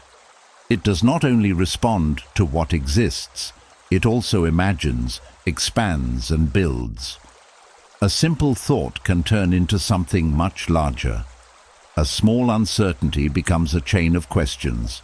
A single doubt becomes a whole structure of possibilities. And before you realize it, you are inside a mental maze that did not exist before you started thinking about it. These are not always practical concerns. They often have no clear solution, no defined end. They are built from what if, from maybe, from what does this mean, from what could go wrong next. The mind starts connecting things that are not fully connected, building patterns that feel important, but are not grounded in anything solid. And once inside this process, it becomes very difficult to step out, because every thought leads to another, and every question creates more questions. This is how overthinking creates problems it cannot solve. It invents complexity, then demands resolution. But the resolution never comes, because the problem itself has no real boundary. It is not something you can act on. It is something you can only think about, and thinking alone cannot finish it. The exhaustion here is subtle. It does not come from one heavy thought, but from the endless movement between thoughts. The mind keeps working, keeps searching, keeps trying to reach a conclusion. But the more it moves, the more it expands the problem. It adds layers, details, possibilities, until the original concern is no longer even clear. This is what makes these mental labyrinths so difficult. They feel meaningful. They feel like something important is being processed. But in reality, they are loops. They keep you moving without bringing you anywhere. And because they feel serious, you hesitate to stop. You think that if you leave it unfinished, something will be missed. Something will go wrong. The Stoics understood that not every thought deserves to be followed. They did not treat the mind as something that must be obeyed at all times. They used reason to filter what was useful and what was not. And when a thought had no clear purpose, no connection to action, no grounding in reality, they let it pass. This is where clarity begins, not by solving every thought, but by recognizing which thoughts do not need solving. Some thoughts are not questions. They are habits. They are patterns the mind has learned to repeat. And when you treat them as problems, you give them importance they do not deserve. There is a quiet discipline in stepping out of these mental loops. It does not require force. It requires awareness. The moment you notice that a thought is leading you in circles, you can pause. You can ask, Is this something I can act on right now? Is this something that has a clear answer? Or is this just movement without direction? When you ask this honestly, many thoughts begin to lose their hold. You see that they are not leading anywhere real. They are simply expanding themselves. And in that recognition, you can choose not to continue. You can let the thought end without finishing it. You can leave the loop incomplete. This may feel uncomfortable at first. The mind is used to continuing. It wants closure, even when closure is not possible. But learning to stop is part of restoring balance. Not every mental path needs to be walked to the end. Some are better left as they are, without exploration. Stoic reason brings you back to what is simple and real. What is actually in front of you? What can be understood clearly? What can be acted on? Everything else becomes lighter. Not because it disappears, but because it is no longer treated as urgent. There is also a sense of freedom in this. The mind no longer feels obligated to chase every idea. It becomes selective. It begins to rest more often, because it is not constantly pulled into new problems that have no solution. The night becomes quieter in a different way. Not because there are no thoughts, but because fewer thoughts are followed. Fewer paths are taken. The mind begins to slow down, not by force, but by choice.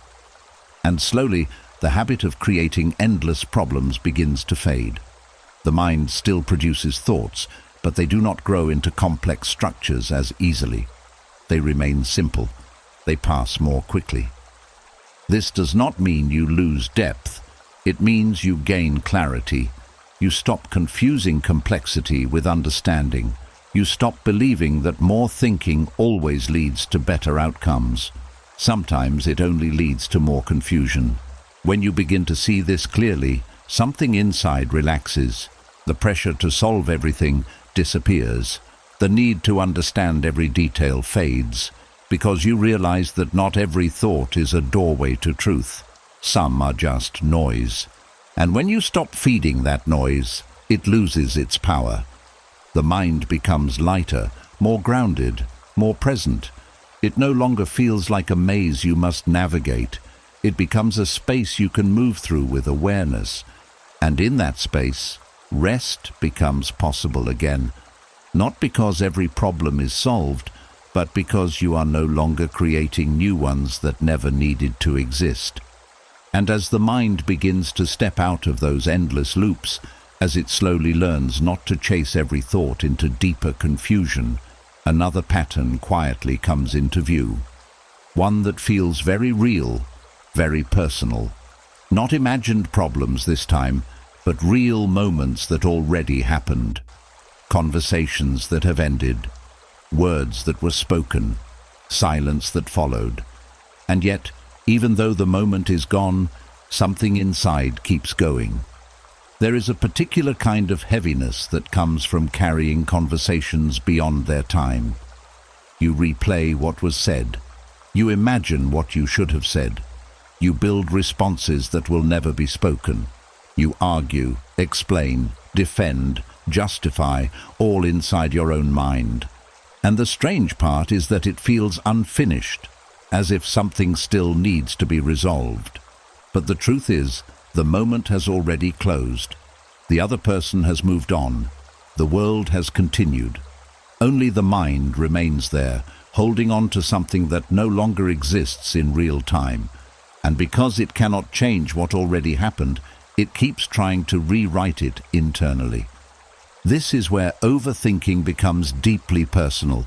It attaches itself to identity, to pride, to how you are seen, to how you see yourself. The mind wants to protect you. It wants to correct what felt wrong. It wants to regain control over a moment that felt out of your hands. So it keeps speaking, even when there is no one left to hear it. This creates a quiet burden. Not loud, not dramatic, but persistent. You carry these conversations into the night. You bring them into your rest. And instead of the mind settling, It continues the exchange. It keeps you engaged in something that cannot be resolved through thought alone. There is also an emotional layer beneath this. Sometimes it is not just about the words.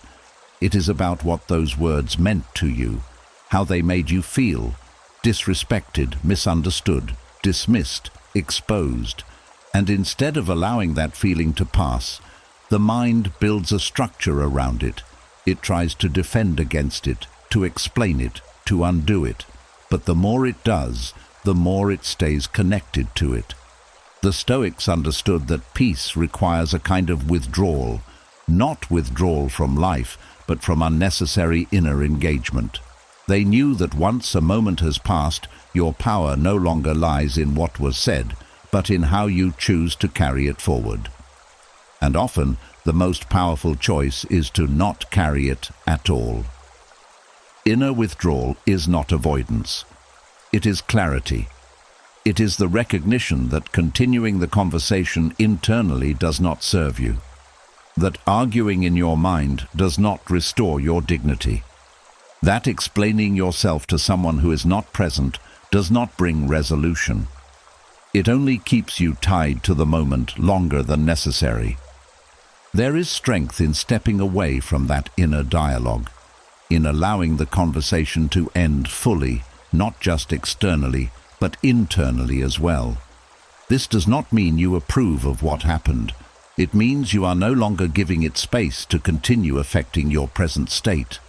The mind may resist this at first. It may feel like you are leaving something unfinished, like you are letting something go that still matters.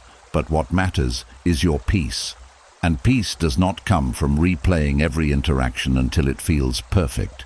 It comes from knowing when to step back.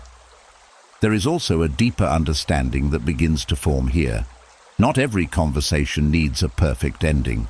Not every misunderstanding needs to be corrected immediately. Not every word needs a response. Sometimes the moment is complete simply because it has passed. When you accept this, something begins to shift. The urgency fades. The need to respond internally softens. The mind begins to quiet. Not because everything was resolved, but because you are no longer trying to resolve it in a place where resolution is not possible.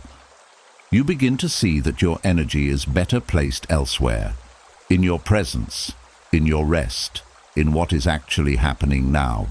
Not in what was said, not in what could have been said, but in what is real in this moment. There is a kind of dignity in this withdrawal, a quiet confidence that does not need to prove itself through endless inner dialogue. You do not need to win every conversation in your head to be at peace. You do not need to defend every moment to feel whole. And slowly, the burden lifts. The conversations lose their hold. They become lighter, less urgent, less present. Because you are no longer feeding them with attention. You are allowing them to end fully, completely. The night becomes quieter again, not because nothing happened during the day, but because nothing is being carried forward unnecessarily. The mind is no longer hosting conversations that have already ended. And in that quiet, something steady returns. A sense of space, a sense of release, a feeling that you are no longer tied to every word that was spoken. You are free to rest. Not because the day was perfect, but because you have chosen not to carry what no longer belongs to you. And in that choice, peace begins to settle in a deeper way. And as those inner conversations begin to fade, as you slowly stop replaying what was said and what should have been said, there is another thread that quietly keeps the mind awake. Not the conversation itself, but the need behind it, the need to be understood, the feeling that somewhere, someone must finally see you clearly, agree with you, validate what you felt, and confirm that you were right. There is a deep restlessness that comes from not feeling fully understood. It lingers beneath the surface, even after the moment has passed. The mind keeps returning, not just to the words, but to the meaning behind them. It asks, why didn't they get it? Why didn't they see what I meant? Why didn't they respond the way I expected? And with each question, the mind spins again, trying to create a version of the moment where everything is finally clear. This is where rest becomes difficult, because the mind is not just thinking, it is seeking resolution through validation. It is trying to complete something that feels emotionally unfinished, and until that feeling is resolved, it keeps moving, it keeps explaining, it keeps building arguments and responses, not because it wants conflict, but because it wants recognition. But this need has no natural endpoint. You can explain something 100 different ways in your mind, and it will still not guarantee understanding from another person. You can replay the moment endlessly, adjusting your words, refining your tone, imagining better outcomes, and still wake up with the same feeling. Because the problem is not in the wording, it is in the attachment to being understood. When your peace depends on someone else seeing you clearly, your mind becomes dependent on something it cannot control. It waits for agreement, for acknowledgement, for emotional alignment. And when that does not come, it keeps trying to create it internally. But internal repetition cannot replace external understanding. So the cycle continues. The Stoics saw this clearly. They understood that your inner stability cannot depend on how others interpret you. People see through their own experiences, their own emotions, their own limitations. They will misunderstand you at times. They will not always respond the way you expect. And if your peace depends on their response, it will always remain fragile. Freedom begins when you release this dependency, when you accept that being understood is not something you can guarantee. You can speak clearly, you can act with honesty, you can express yourself with intention. But once the moment has passed, the interpretation no longer belongs to you. There is a quiet relief in this. You no longer need to carry every interaction into the night, hoping to fix how it was received. You no longer need to keep explaining yourself internally, trying to reach a version of the moment that feels complete. You allow the interaction to stand as it is, even if it was imperfect. This does not mean you stop caring about communication. It means you stop attaching your peace to it. You can value clarity without depending on it for rest. You can prefer to be understood without needing it to feel whole. There is also a deeper confidence that begins to grow here, a confidence that comes from knowing yourself rather than needing others to confirm who you are. When you understand your own intentions, your own actions, your own truth, the need for constant validation begins to fade. You are no longer looking outward for something you can provide inwardly. This changes the way the mind behaves at night. The urge to explain softens.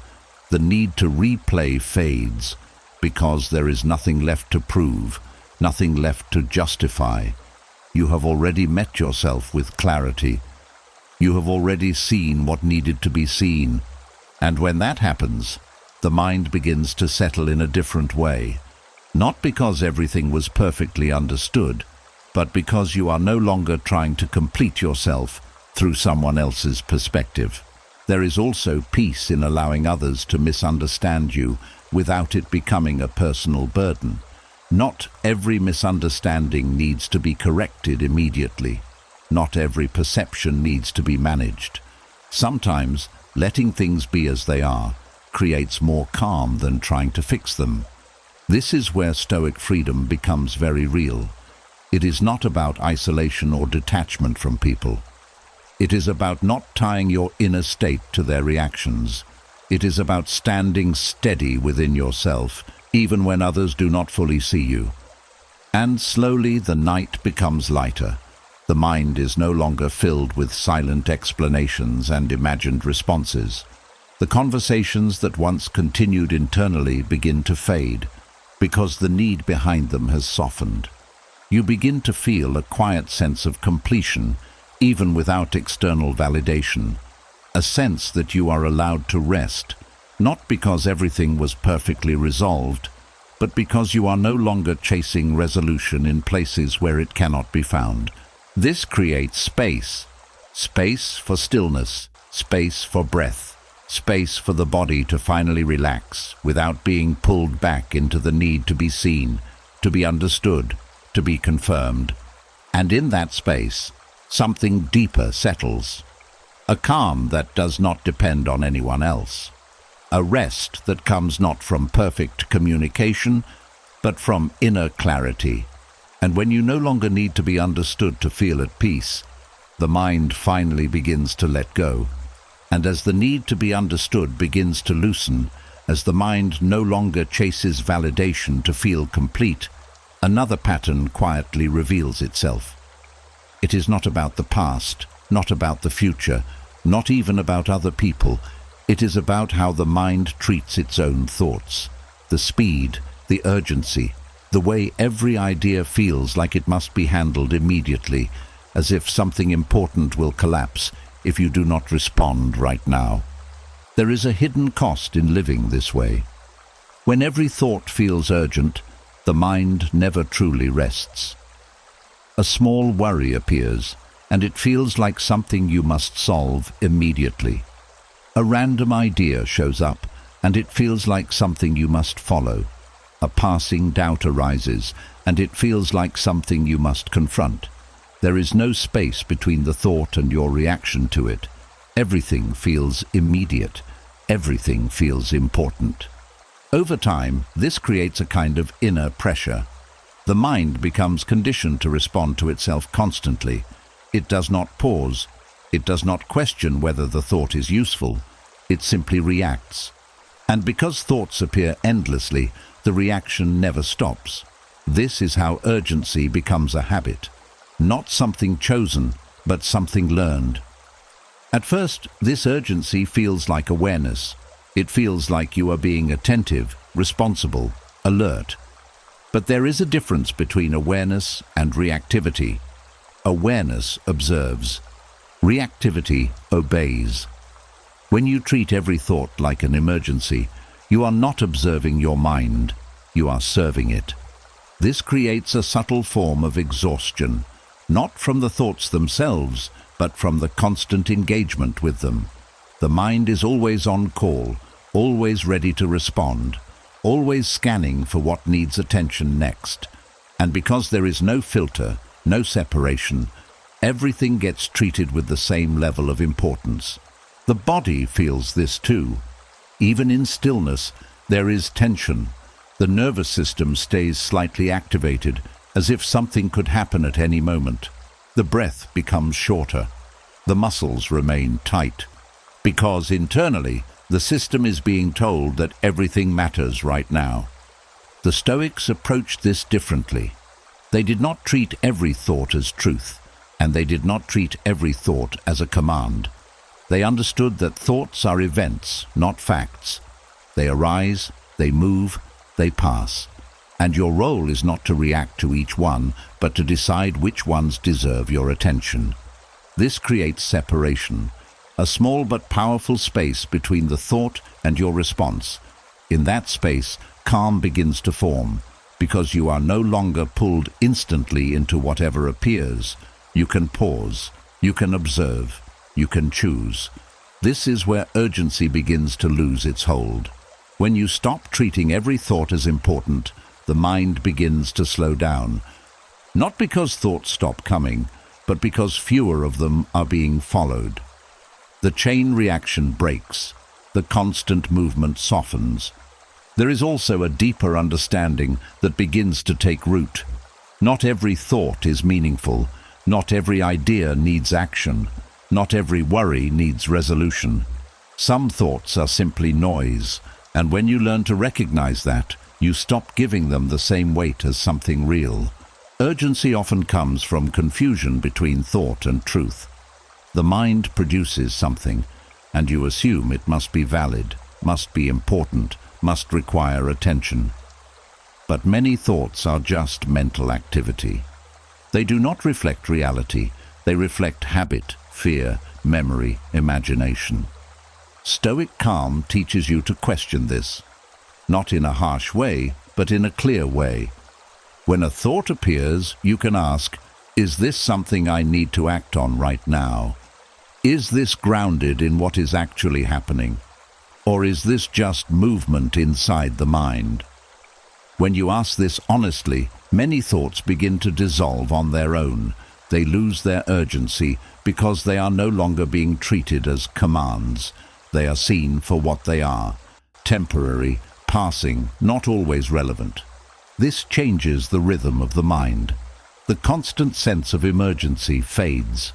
The pressure to respond immediately disappears, and in its place, something steadier begins to grow. A calm that does not depend on silence, but on your relationship with what arises.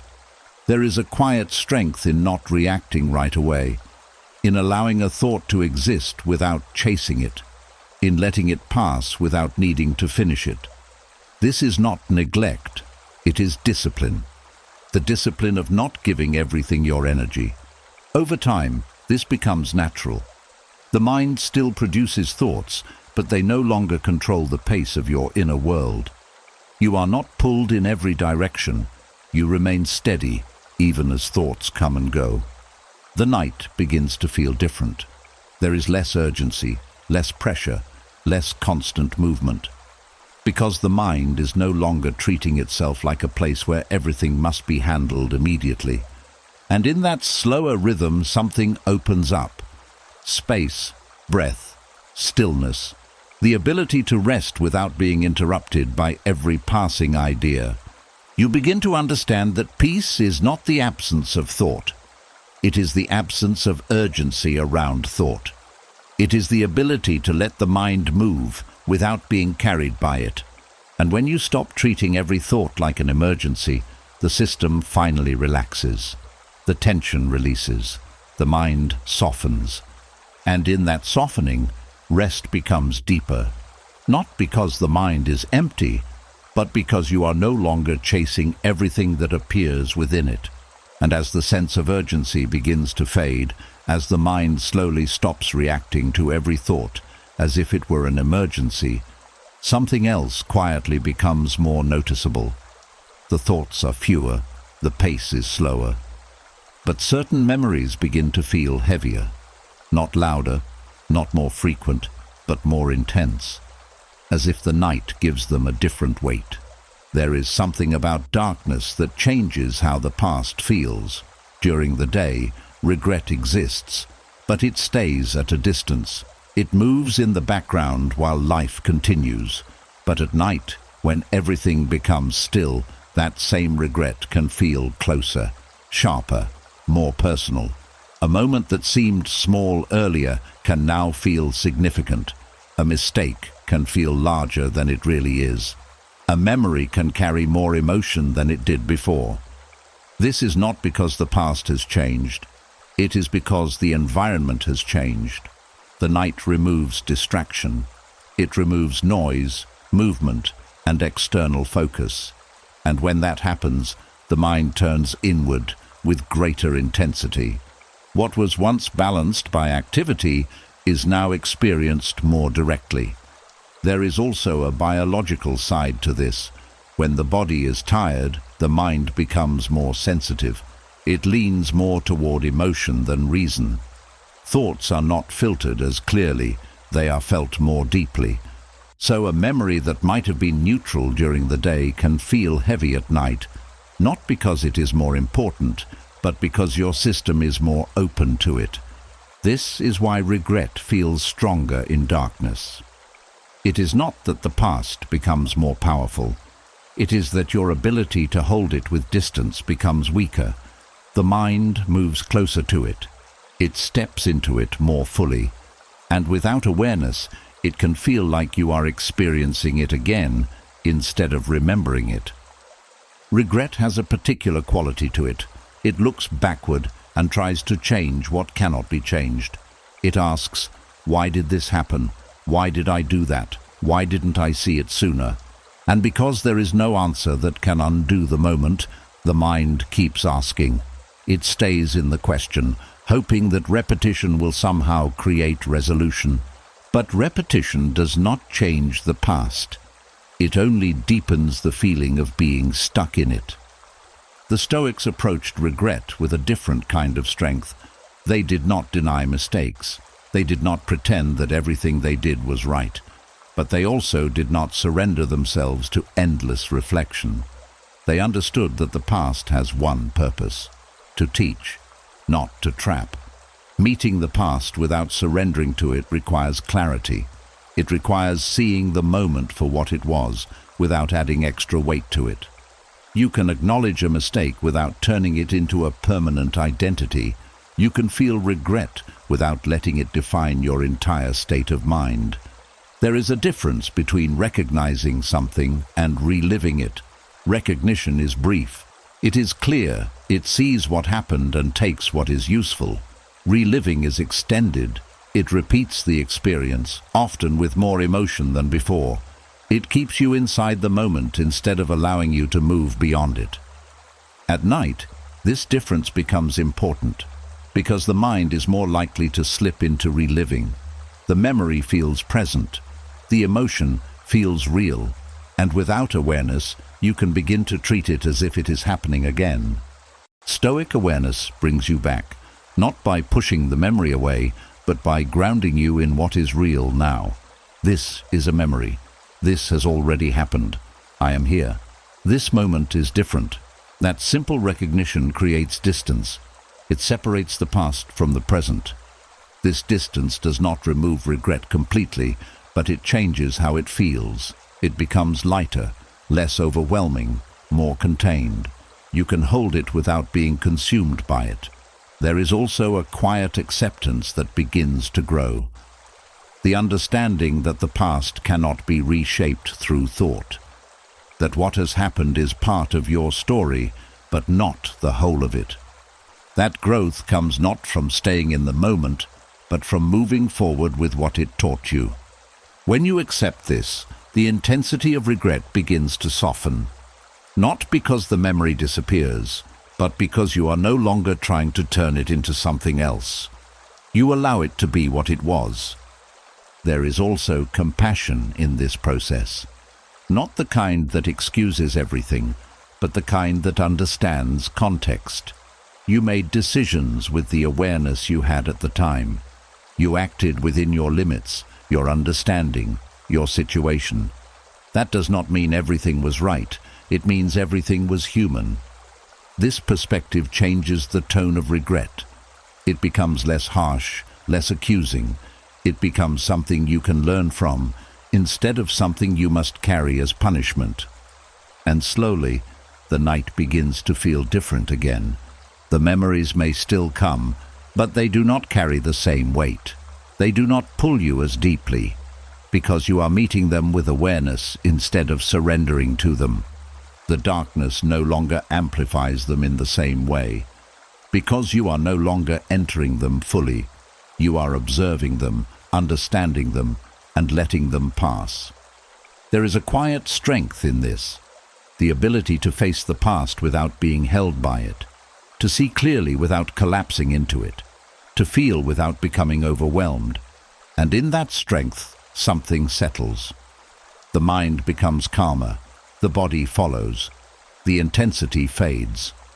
Not because the past is gone, but because you are no longer living inside it. And in that separation, rest becomes possible again.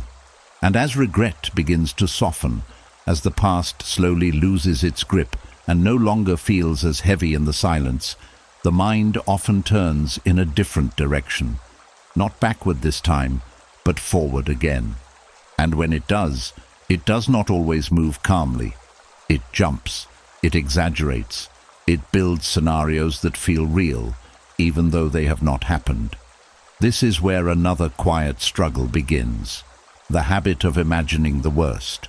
There is a certain kind of thinking that only shows up when you are most vulnerable, when the body is tired, when the world is quiet, when there is nothing to interrupt the flow of thought. The mind begins to predict, but it does not predict gently. It does not stay balanced. It goes to extremes. It takes a small uncertainty and stretches it into a disaster. It turns a simple concern into something overwhelming. This is how midnight catastrophizing works. It starts with something small, a question, a doubt, a possibility, and then the mind builds on it. What if this goes wrong? What if that leads to something worse? What if everything falls apart?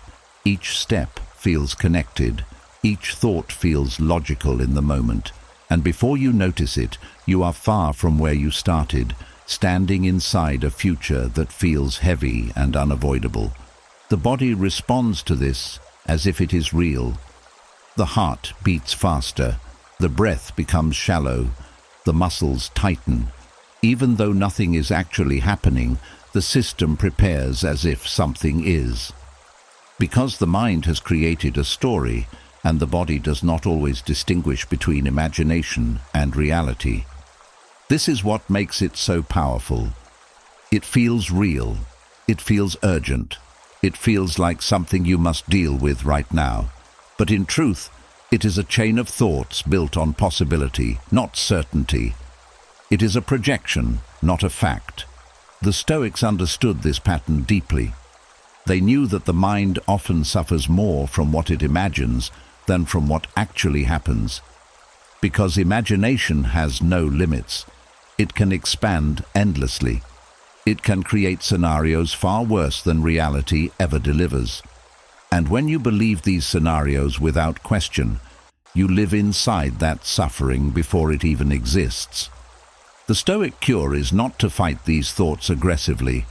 It is to bring reason back into the process, to step in and gently question what the mind is building, not to suppress it, but to examine it clearly. When a catastrophic thought appears, you can pause. You can look at it without immediately following it. You can ask what is actually happening right now, not what could happen, not what might happen, but what is real in this moment. Often the answer is simple. Nothing is happening. You are safe. You are lying here. The rest exists only in thought. This simple return to reality begins to shrink the intensity. It breaks the chain, because catastrophizing depends on momentum. One thought leads to another, and another, and another. But when you pause and question it, that momentum slows down. There is also a need to separate possibility from probability. The mind often treats any possibility as if it is likely, but not everything that can happen will happen, and not everything that feels likely is actually grounded in truth. When you bring reason into it, you begin to see this more clearly. You can ask, is this outcome certain? Is it even likely? Or is it just one of many possibilities my mind is choosing to focus on? This does not eliminate uncertainty, but it brings proportion back into the picture. It reminds you that the mind is selecting one path and treating it as if it is the only one. Stoicism also teaches acceptance of uncertainty itself, not as something to eliminate, but as something to live with.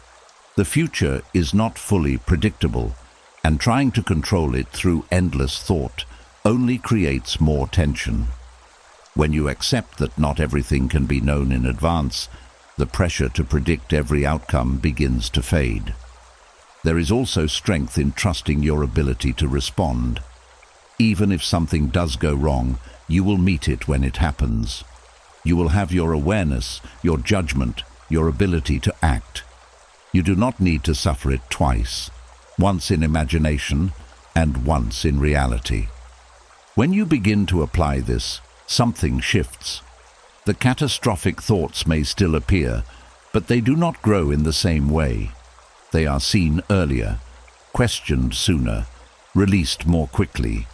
They do not pull you as far into the imagined future. The body begins to feel this too. The tension softens, the breath slows, because the system is no longer reacting to something that is not actually happening. The night becomes calmer, not because the mind is completely silent, but because the thoughts no longer expand into something overwhelming. They remain smaller, more contained, easier to let go. You begin to understand that not every thought deserves to be believed, that the mind can create stories that feel real but are not grounded, and that your role is not to follow every story, but to see it clearly. This creates a quiet sense of control. Not control over the future, but control over your response to what the mind produces. You are no longer pulled into every imagined disaster. You remain where you are, and in that steadiness, something deeper settles. The ability to rest without being interrupted by every possibility the mind creates. The ability to stay present, even when the mind tries to move forward. And slowly, the habit of catastrophizing begins to lose its power. Not because the mind stops imagining, but because you stop feeding what it imagines. And in that shift, the night becomes a place of calm again.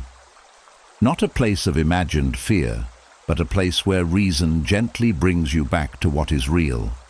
And as those imagined disasters begin to lose their grip, as the mind slowly learns to question what it creates instead of believing it instantly, there is another force that quietly keeps everything awake. Not fear this time, not regret, not even urgency. Something softer, but just as powerful. Attachment. The invisible thread that ties your mind to people, to outcomes, to things you care about deeply. And because you care, the mind refuses to let go. There is a certain kind of wakefulness that has nothing to do with energy. The body is tired. The eyes are heavy. The muscles want to relax. But something inside remains alert. Not because there is danger, but because there is attachment. The mind keeps returning to someone, to something, to a situation that feels unfinished. It circles it, not out of logic, but out of connection. You think about what someone said, how they feel, what they might be thinking right now. You hold on to a result you are waiting for, hoping it will turn out a certain way. You cling to an outcome, a possibility, a fear of losing something that matters. And because these things matter, the mind stays engaged. It does not want to release them, even for a moment. This is where sleep becomes difficult, not because you are not tired, but because your attention is still tied to something outside of this moment. The body is here, ready to rest, but the heart is somewhere else. Holding on, waiting, watching. Attachment creates a quiet form of tension. It is not loud, but it is constant. It keeps a part of you slightly on edge, not fully relaxed, not fully at ease. Because when you are attached, you are invested in how something turns out. And until that outcome is known, the mind keeps checking, keeps returning, keeps holding. This is especially strong when it comes to people. When you care about someone deeply, your mind naturally wants to stay connected. It replays interactions, imagines conversations, wonders about their thoughts and feelings. It tries to stay close, even when you are physically alone. But this closeness can become restless when it turns into constant mental engagement. The same happens with outcomes. When something feels important, the mind tries to stay ahead of it. It wants to know how it will end. It wants certainty. And because certainty is not available yet, it keeps thinking. It keeps holding on to the situation, hoping that by staying mentally connected, it will feel more in control. But control does not come from attachment. It comes from clarity, and attachment often clouds that clarity. It makes everything feel more urgent, more significant, more difficult to release. It turns simple thoughts into something heavier, something that feels like it must be resolved before rest can happen. The Stoics approached attachment with a different kind of understanding. They did not say that you should not care.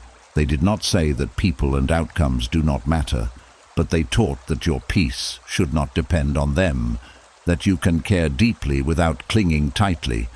There is a difference between connection and attachment. Connection allows you to be present, to care, to engage fully when the moment is there. Attachment keeps you tied to the moment long after it has passed. It keeps you mentally involved, even when there is nothing you can do. When you begin to loosen attachment, even slightly, something shifts. The mind does not need to stay alert in the same way. It begins to understand that not everything needs to be held at all times, that it is safe to release, even temporarily. This does not mean you stop caring about the people or the outcomes. It means you stop carrying them into moments where they do not belong. You allow yourself to rest without needing to resolve everything first. There is also a quiet trust that begins to grow here, a trust that what needs to unfold will unfold, that you will meet it when it arrives, that you do not need to stay mentally connected to it every second in order to care about it. This trust softens the system. The constant alertness begins to fade. The need to check, to think, to hold on begins to loosen, because you are no longer trying to maintain control through attachment. The body feels this immediately. The breath deepens. The tension eases. The sense of being on edge begins to disappear, because the mind is no longer holding on to something tightly. The night becomes different. It is no longer filled with thoughts about people, outcomes, and possibilities that must be resolved.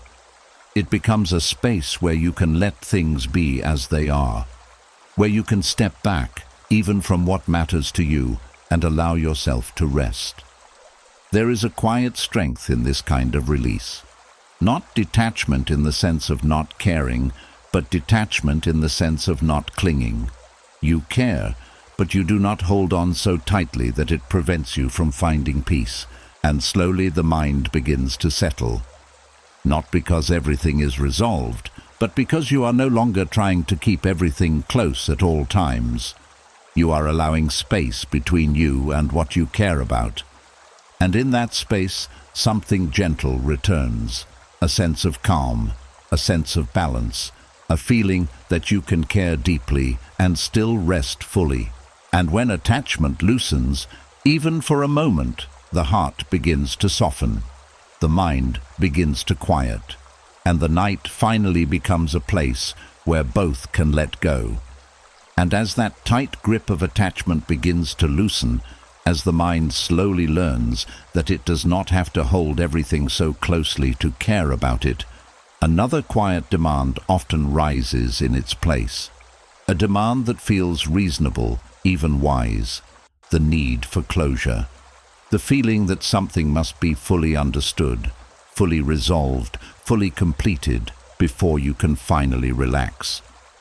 There is a subtle pressure in this, a belief that peace must be earned through answers, that rest can only come after everything makes sense. So the mind keeps searching. It returns to situations, to conversations, to unanswered questions, trying to find a clean ending. Trying to reach a point where everything feels complete, where nothing is left open. But life does not always offer that kind of ending. Some conversations end without clarity. Some situations close without explanation. Some people leave without giving you the understanding you hoped for. And when that happens, the mind struggles. It stays in the moment, trying to extract meaning, trying to build a conclusion where none was given. This is where the damage begins, not from the lack of closure itself, but from the refusal to rest without it. The mind keeps working, keeps searching, keeps reopening the situation, hoping that one more thought will finally bring peace. But instead, it creates more distance from it, because the search has no clear end point. Closure becomes something imagined, a perfect explanation, a final understanding, a moment where everything clicks into place and the discomfort disappears. But most of the time, this kind of closure does not exist. Or if it does not come through thinking alone. So the mind continues. It builds scenarios, replays conversations, imagines different outcomes, tries to fill in the missing pieces, and each time it feels close for a moment, as if the answer is almost there. But then it slips again, and the process starts over. This keeps the mind active long after the moment has passed. It keeps the nervous system engaged, as if something is still unfinished, because in a way, it feels unfinished, not in reality, but in expectation. The expectation that everything should be clear before you are allowed to let go. The Stoics approached this differently. They understood that life is not always clean, that not every situation will offer a clear resolution, that sometimes things end without giving you what you hoped for, and they did not wait for perfect understanding to find peace. They practiced resting in the middle of the unknown. There is a quiet strength in this, in allowing something to remain unresolved without letting it disturb your inner state, not because it does not matter, but because your peace matters too, because you recognize that continuing to search does not always bring clarity. Sometimes it only deepens confusion. Rest without resolution means accepting that you may not have all the answers tonight, that some things will remain unclear, that some questions will not be fully answered, and still choosing to let the mind soften. This is not giving up. It is choosing not to exhaust yourself chasing something that cannot be forced. It is recognizing the limit of thought, understanding that not everything can be solved through analysis. Some things require time, some require distance, some simply remain incomplete. There is also a deeper trust that grows here, a trust that not knowing everything does not make you unsafe, that you can exist in uncertainty without needing to close every open loop, that your mind can rest even while parts of your life remain unfinished. When you begin to allow this, something changes. The pressure begins to fade. The urgency to understand everything softens, because you are no longer demanding a perfect ending before you allow yourself peace. You begin to see that rest is not a reward for solving everything. It is a necessity for living well. It is what allows clarity to return naturally, what allows perspective to grow over time. Without it, the mind becomes tired, and tired minds do not see clearly. The night becomes different when you release the need for closure. It is no longer filled with endless searching. It becomes a space where you can simply be, without needing to resolve everything first. There is a quiet relief in this, a sense that you are allowed to pause, even if things are not fully understood, that you are allowed to step away, even if the situation feels incomplete. And in that stepping away, something settles. The mind becomes lighter. The tension begins to ease, because you are no longer carrying the weight of needing to figure everything out right now. You begin to understand that closure is not always something you find. Sometimes it is something you give yourself, by choosing to stop, by choosing to release, by choosing to let the moment remain as it is. And in that choice, peace begins to appear, not because everything is resolved, but because you are no longer waiting for resolution to rest. The mind softens, the body follows, the night opens up again, and in that openness you find something deeper than closure. You find stillness, and as the need for closure begins to loosen, as you allow some things to remain unfinished without carrying them into the night, another pattern quietly reveals itself beneath everything else. A deeper current that often drives the mind more than any single thought. Uncertainty. That feeling that life is not stable, not predictable, not fully within your grasp. And when that feeling grows, the mind begins to move more, not less. There is a certain kind of overthinking that does not come from one problem, but from the absence of certainty. When things feel unclear, when outcomes are unknown, when the future does not look steady, the mind begins to search. It tries to fill the gap. It tries to build clarity where none exists. And the way it does this is through repetition, through looping thoughts that go around and around, trying to land somewhere solid. But uncertainty does not resolve through repetition. It does not become clearer because you think about it more. In fact, the more the mind circles it, the more unstable it can feel, because each thought introduces another possibility, another angle, another outcome, and instead of finding ground, the mind creates more space to wander in. This is why overthinking increases when life feels uncertain.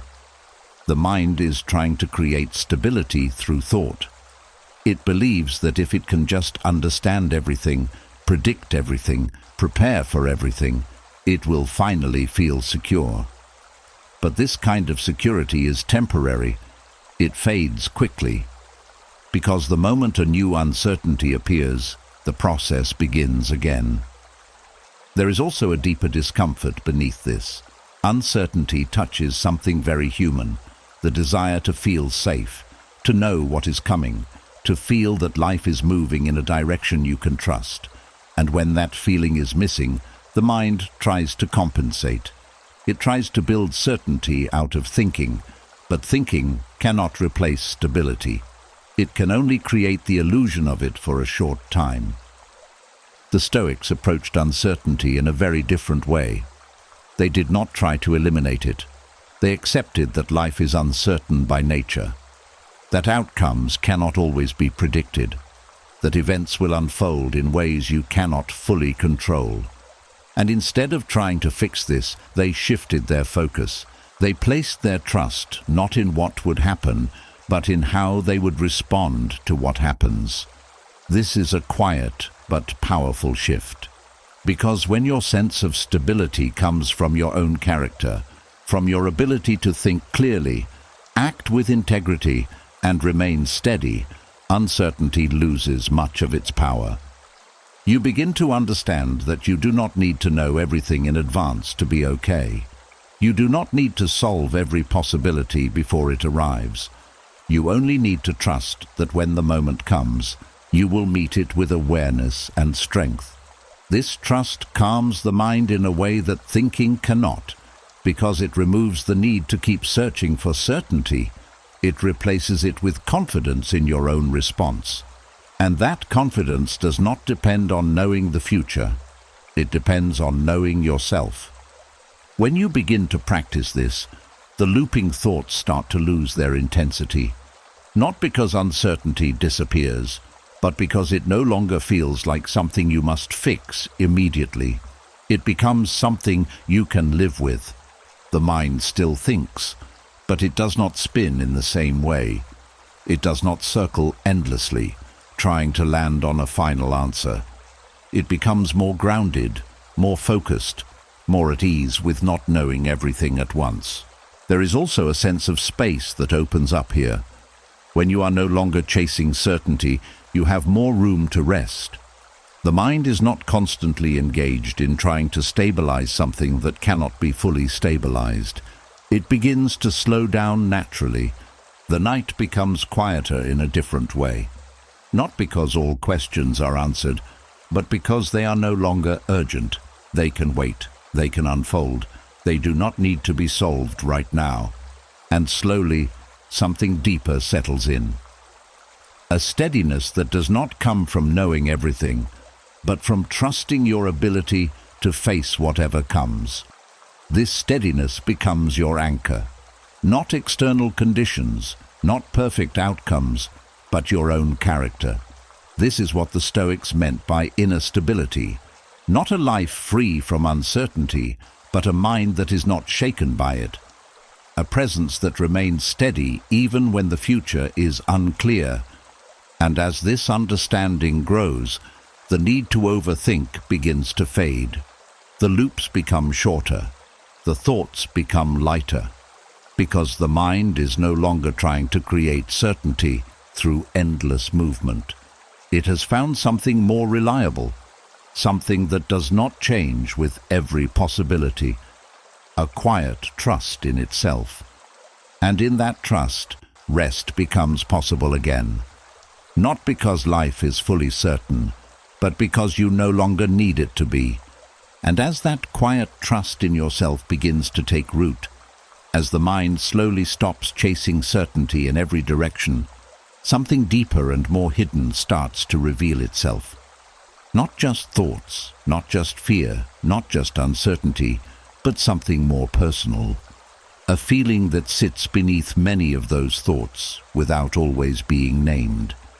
Shame. There is a kind of overthinking that is not driven by curiosity or even fear, but by self-condemnation. A quiet voice that questions not just what happened, but who you are because of it. And when this voice is present, the mind does not simply reflect. It searches, it analyzes, it dissects every detail, trying to find evidence, trying to confirm something it already fears might be true. This is where overthinking becomes endless, because the mind is not just looking for understanding, it is looking for a verdict. It wants to know if you were wrong, if you were not enough, if you failed in some deeper way. And because no answer ever feels final, the thinking continues. Shame does not speak loudly at first. It hides behind questions. It disguises itself as reflection, but underneath, it carries a heavy message. Something about you is flawed. Something about you is not acceptable. And the mind keeps returning to moments that seem to confirm this. This is why certain memories stay longer than others. Not because they were the biggest events, but because they touched that deeper feeling. A small mistake can feel large when it connects to shame. A simple interaction can feel painful when it seems to reveal something about your worth. So the mind goes back, again and again, not to learn, but to examine, to analyze every word, every reaction, every detail. It tries to understand what went wrong, but beneath that, it is trying to understand what is wrong with you. This creates a very specific kind of exhaustion, because there is no clear end point. You cannot think your way out of shame by proving something to yourself. The more you analyze, the more material the mind finds, the more connections it makes, and the deeper the feeling becomes. The Stoics approached this differently. They did not ignore mistakes, but they refused to turn mistakes into identity. They saw actions clearly, without attaching them to permanent judgments about the self. This is where dignity begins to return. Dignity does not come from being perfect. It comes from how you meet your imperfections, from the way you see yourself after something goes wrong. If you meet every mistake with harshness, the mind becomes a place of judgment. But if you meet it with clarity and responsibility, without condemnation, something changes. You can say, that action was not right. That moment could have been better. That choice did not reflect my best self. But you do not have to say, I am not enough. I am broken. I am defined by this. This separation is quiet, but powerful. It breaks the link between action and identity. It allows the mind to process without attacking itself. And when the mind is no longer attacking itself, the need for endless analysis begins to fade. There is also a deeper compassion in this, not the kind that excuses everything, but the kind that understands context. You are human. You are learning. You are acting within limits, within experiences, within moments that are not always clear.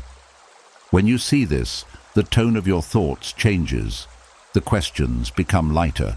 They are no longer searching for proof of something wrong within you. They are simply observing, understanding, and moving forward.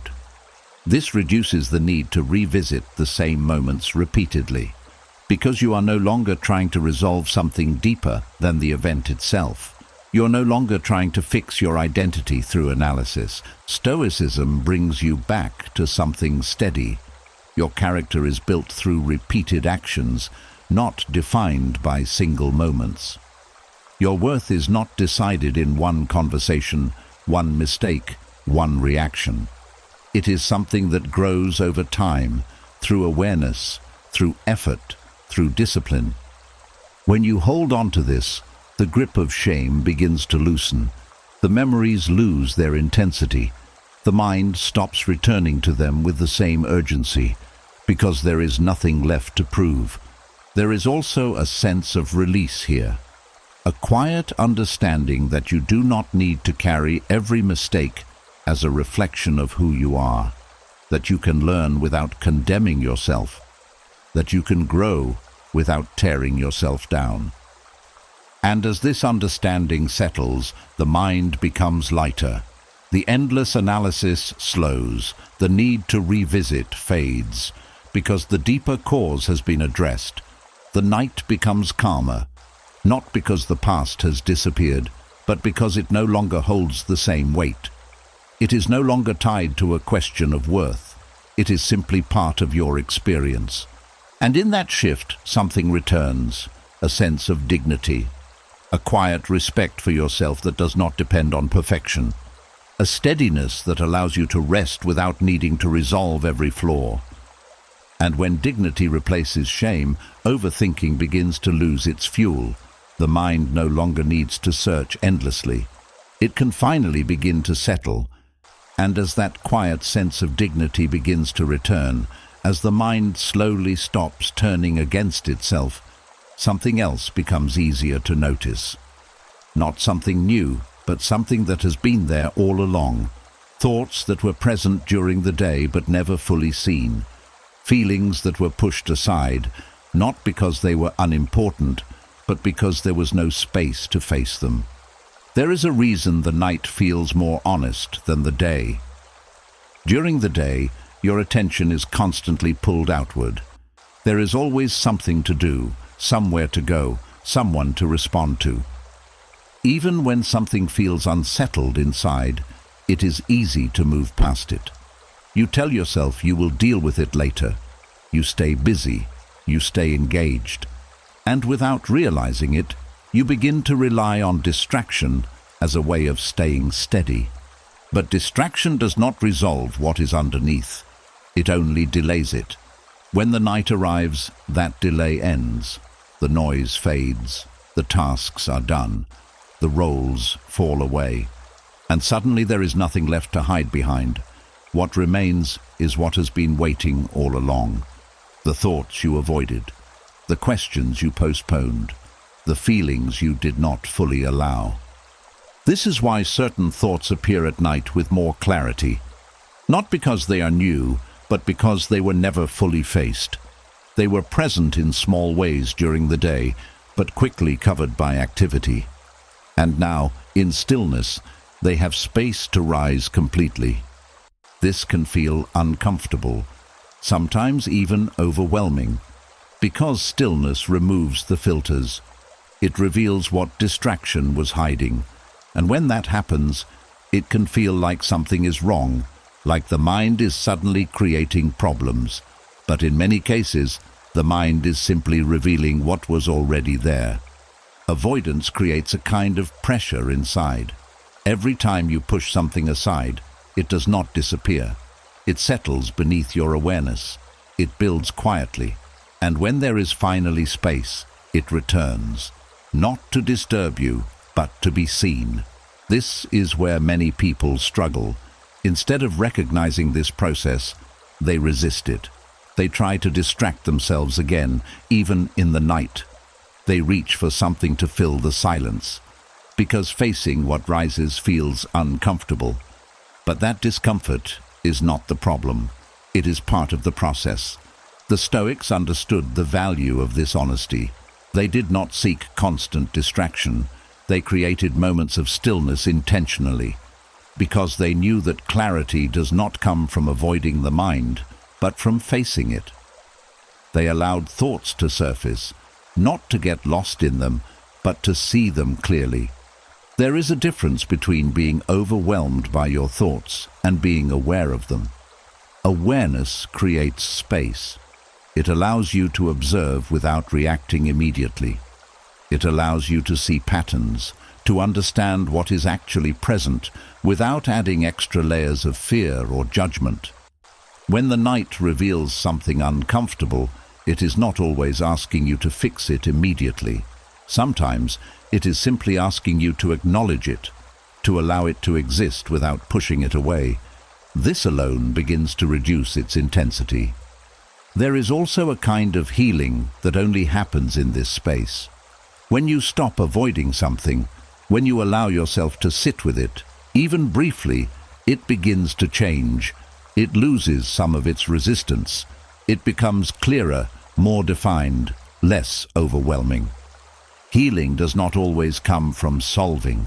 It often comes from seeing clearly, from allowing what is present to be present without turning away from it. This does not mean you need to dive deeply into every thought. It means you stop running from what arises. You meet it with steadiness. You observe it. You let it move without forcing it to disappear. Over time, this changes your relationship with the night. It is no longer a place where hidden thoughts attack you. It becomes a space where those thoughts are gently revealed, where they can be understood without being avoided. The discomfort begins to soften, because you are no longer resisting what is there. You are allowing it to be seen, and in that seeing, it begins to lose its hold. There is also a sense of relief that comes from this honesty, a feeling that you are no longer carrying something silently throughout the day, that what was hidden is now visible, and what is visible can begin to settle. The mind becomes quieter, not because there is nothing left to think about, but because there is less being pushed down, less being avoided, less building pressure beneath the surface. And slowly, the night becomes a place of clarity instead of confusion, a place where you meet yourself more fully, without distraction. This is not always easy, but it is steady, it is real. It is where growth happens, not through force, but through awareness. And in that awareness, something begins to heal, not all at once, not perfectly, but gradually. As the mind learns that it does not need to hide from itself. And when that happens, the thoughts that once felt heavy begin to feel lighter, because they are no longer hidden. They are simply seen and allowed to pass. And as that quiet honesty begins to settle in, as the mind slowly stops hiding from what it carries, something even deeper becomes visible. Not just the thoughts you avoided, but the way you speak to yourself about them. A subtle tension that has been there for a long time. The habit of turning against your own past. There is a quiet conflict that many people live with without realizing it. Not with others, not with the future, but with who they used to be. The mind goes back, not just to remember, but to argue. It questions past decisions, criticizes old choices, replays moments with a tone of judgment. It says, "You should have known better. You should have acted differently. You should have been stronger, wiser, more aware." And because the past cannot respond, the argument never ends. This is where self-blame becomes a constant presence. It does not always appear loudly. Sometimes it shows up as small corrections, quiet dissatisfaction, subtle disappointment in yourself. But over time, it builds. It keeps the mind active, because there is always another moment to revisit, another version of yourself to challenge. This is exhausting in a way that is hard to notice at first, because it feels justified. It feels like accountability. It feels like you are holding yourself to a standard. But there is a difference between learning from your past and staying in conflict with it. When you argue with your past self, you are applying your current awareness to a moment where that awareness did not exist yet. You are judging a previous version of you with knowledge that only came later, and in doing so, you create an unfair comparison. The Stoics understood this clearly. They believed in responsibility, but not in self-punishment. They knew that growth happens over time, that each moment of awareness builds on the last, and that the person you were before could only act with what they had at that time. This is where compassionate responsibility begins. You do not deny your mistakes. You do not pretend everything was right. But you also do not turn those mistakes into a reason to attack yourself. You see them clearly, you understand them, and you allow them to become part of your growth instead of a source of constant conflict. There is a quiet shift here. Instead of saying, "Why was I like that?" you begin to say, "That is where I was then." Instead of asking, "What is wrong with me?" you begin to see, "This is how I learned." The tone changes, the pressure softens, and with it, the need to revisit those moments begins to fade. Self-blame keeps the mind awake because it never reaches resolution. It keeps the conversation going, but it does not lead anywhere.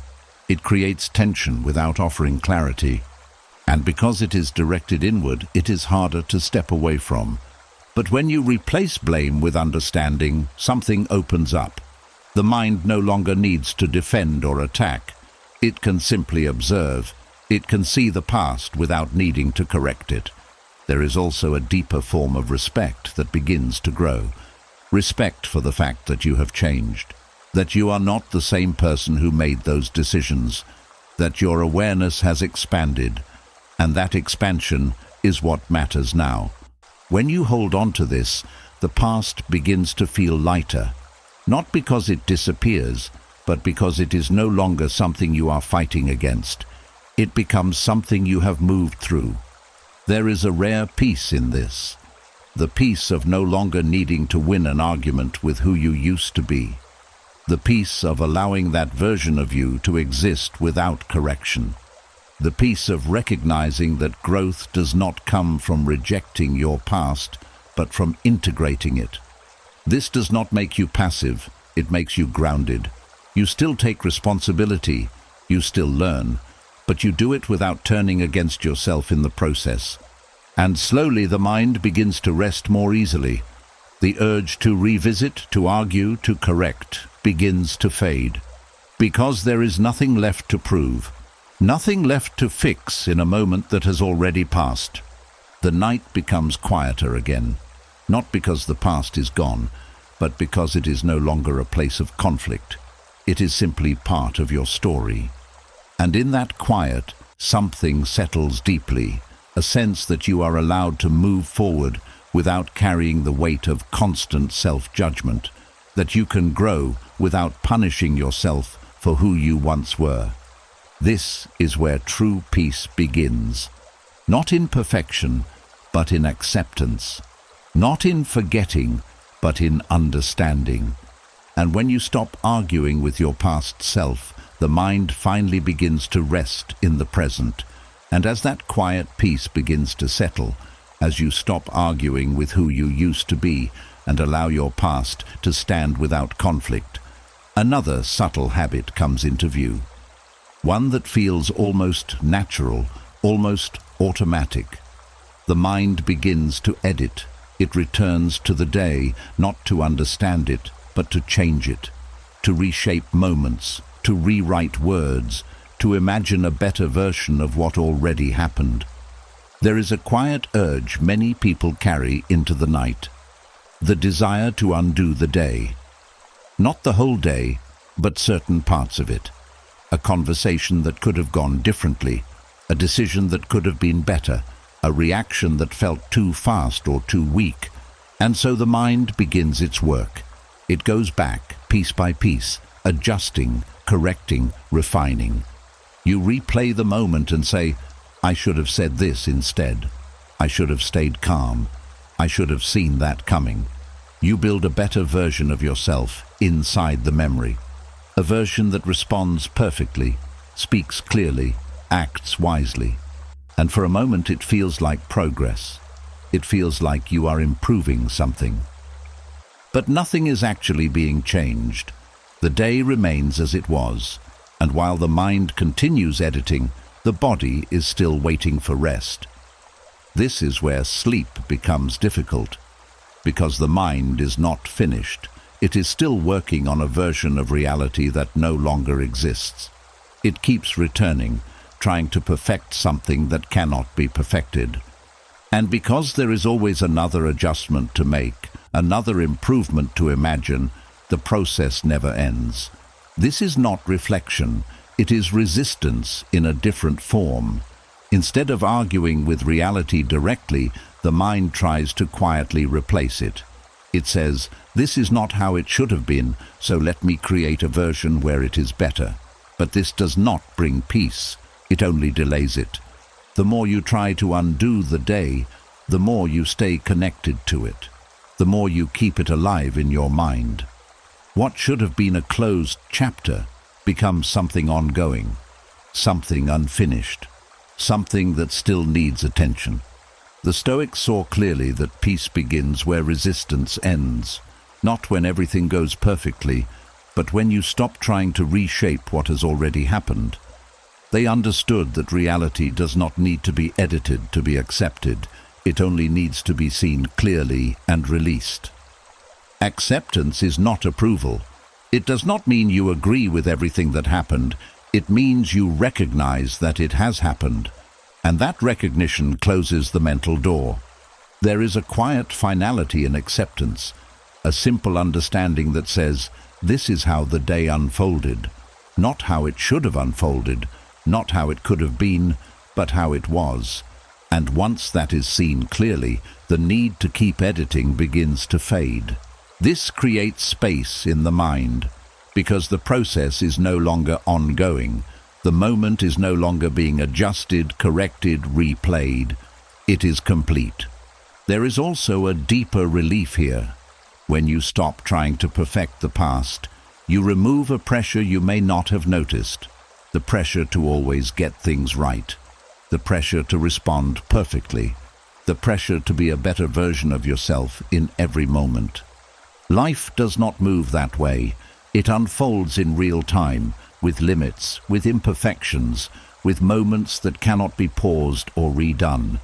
And when you accept this, the mind begins to soften. You begin to see that growth does not come from rewriting the past. It comes from meeting the next moment with more awareness, from carrying the lesson forward, not the weight. When you release the need to undo the day, the mind begins to settle naturally. It no longer feels like there is something left to fix, something left to correct before you can rest. The body responds to this immediately. The tension begins to ease. The breath becomes deeper. The system starts to shift from activity to recovery, because there is no longer a task being held open. The night becomes different. It is no longer a place where the day is being reworked. It becomes a place where the day is allowed to end. There is a quiet strength in this, the ability to let a moment be imperfect and still move on, the ability to close the door without needing everything to feel complete in the way you imagined. And slowly, something settles. The mind becomes quieter. The need to revisit fades, because there is nothing left to edit. You begin to understand that the past does not need your correction. It only needs your release. And in that release, rest becomes possible again. Not because the day was perfect, but because it is finished. The door is closed, and the night finally belongs to you. And as that door finally begins to close, as the mind slowly stops trying to edit what is already done, another quiet illusion starts to fade. The belief that more thinking will bring more clarity. That if you just stay with the thought a little longer, go over it one more time, look at it from another angle, you will finally understand it completely. There is a subtle trap hidden in this belief. It feels intelligent. It feels responsible. It feels like you are doing the work. But not all thinking leads to understanding. Sometimes it leads you further away from it. The mind has a way of repeating itself. It returns to the same idea, the same question, the same moment, again and again. And each time, it feels slightly different. A new detail appears, a new possibility forms, a new connection is made, and because of that, it feels like progress, like you are getting closer to something important. But often you are not moving forward. You are moving in circles. Mental repetition creates a kind of illusion. It gives the feeling of depth without actually creating clarity. The more you repeat a thought, the more familiar it becomes, and that familiarity can feel like understanding. But understanding is not built through repetition alone. It comes from seeing something clearly, simply, without adding unnecessary layers. When the mind repeats too much, it begins to distort. It adds complexity where there was none. It connects things that are not truly connected. It builds a structure that feels detailed but is actually fragile. And the more you stay inside that structure, the harder it becomes to step back and see what is real. This is why thinking more does not always lead to understanding more. At a certain point, it leads to confusion. Because the mind is no longer observing, it is constructing. It is building something that feels meaningful, but is not grounded in clarity. There is also a kind of fatigue that comes with this. The more you think, the more tired the mind becomes. And a tired mind does not see clearly. It overcomplicates, it misinterprets, it reacts more than it observes. So the thinking continues, but the quality of that thinking decreases. This creates a cycle. You think more because you do not feel clear, but the more you think, the less clear you become. And so the mind keeps going, trying to reach a point that is moving further away. The Stoics understood the value of simplicity. They did not believe that wisdom comes from endless analysis. They believed it comes from clear perception, from seeing what is in front of you without distortion, from separating what is real from what is imagined. They practiced stepping back, not adding more thoughts, but reducing them, not building complexity, but removing what is unnecessary.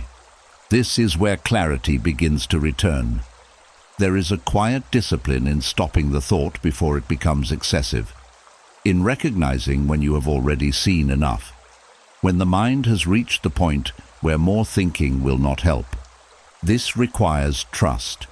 Trust that understanding does not come from force, that clarity often appears when the mind is allowed to rest, not when it is pushed further. That stepping away is not giving up, but creating space for something more accurate to emerge. When you begin to apply this, something shifts. The thoughts become lighter. They do not pile on top of each other. They pass more easily, because you are no longer holding on to each one, trying to extract more from it than it can give. There is also a sense of relief in this. The pressure to think perfectly fades. The need to analyze everything deeply softens. Because you understand that depth does not come from quantity, it comes from quality. A single clear thought is more valuable than 100 repeated ones. A simple observation is more powerful than a complex structure built from confusion. And when you begin to value clarity over excess, the mind naturally becomes quieter. The night begins to feel different again. There is less repetition, less looping, less constant movement, because the mind is no longer trying to create understanding through force. It is allowing understanding to arise through stillness, and in that stillness, something becomes clearer. Not all at once, not perfectly, but steadily. The unnecessary fades, the essential remains. You begin to see that you do not need to think about something endlessly to understand it.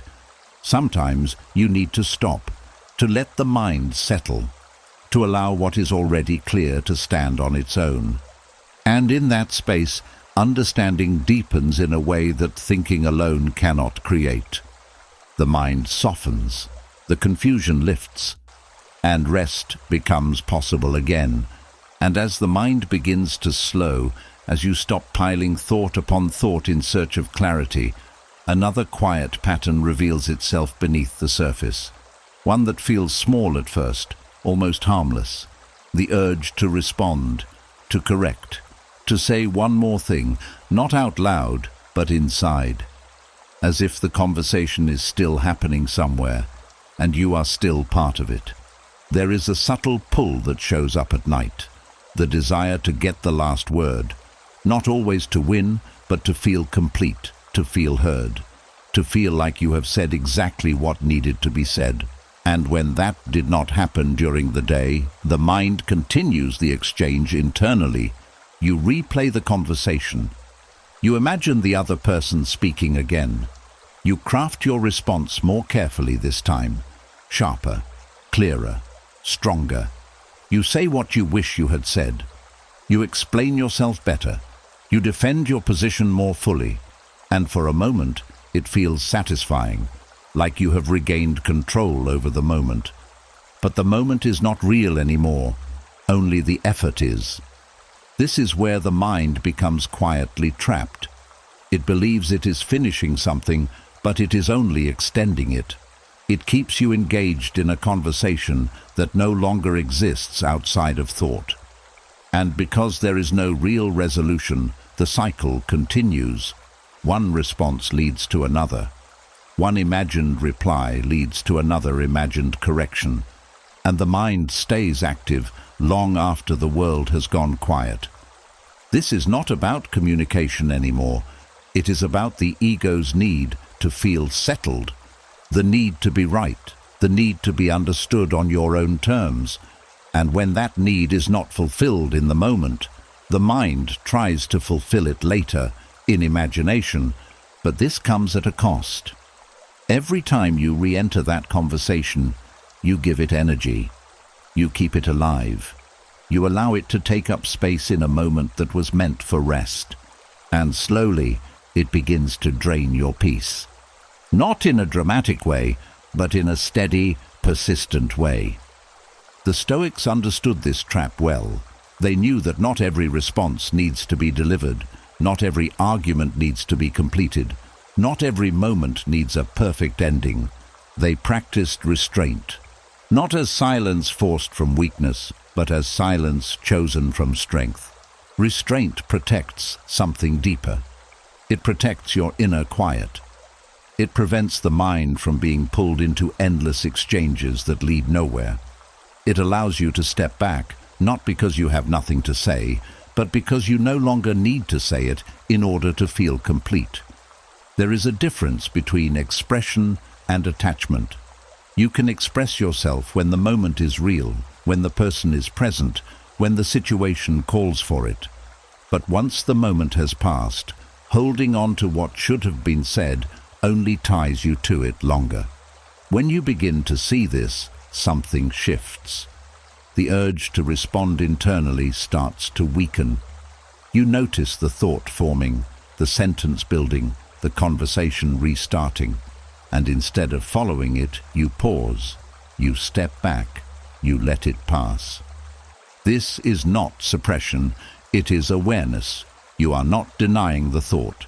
You are simply choosing not to continue it, and in that choice, the loop begins to break.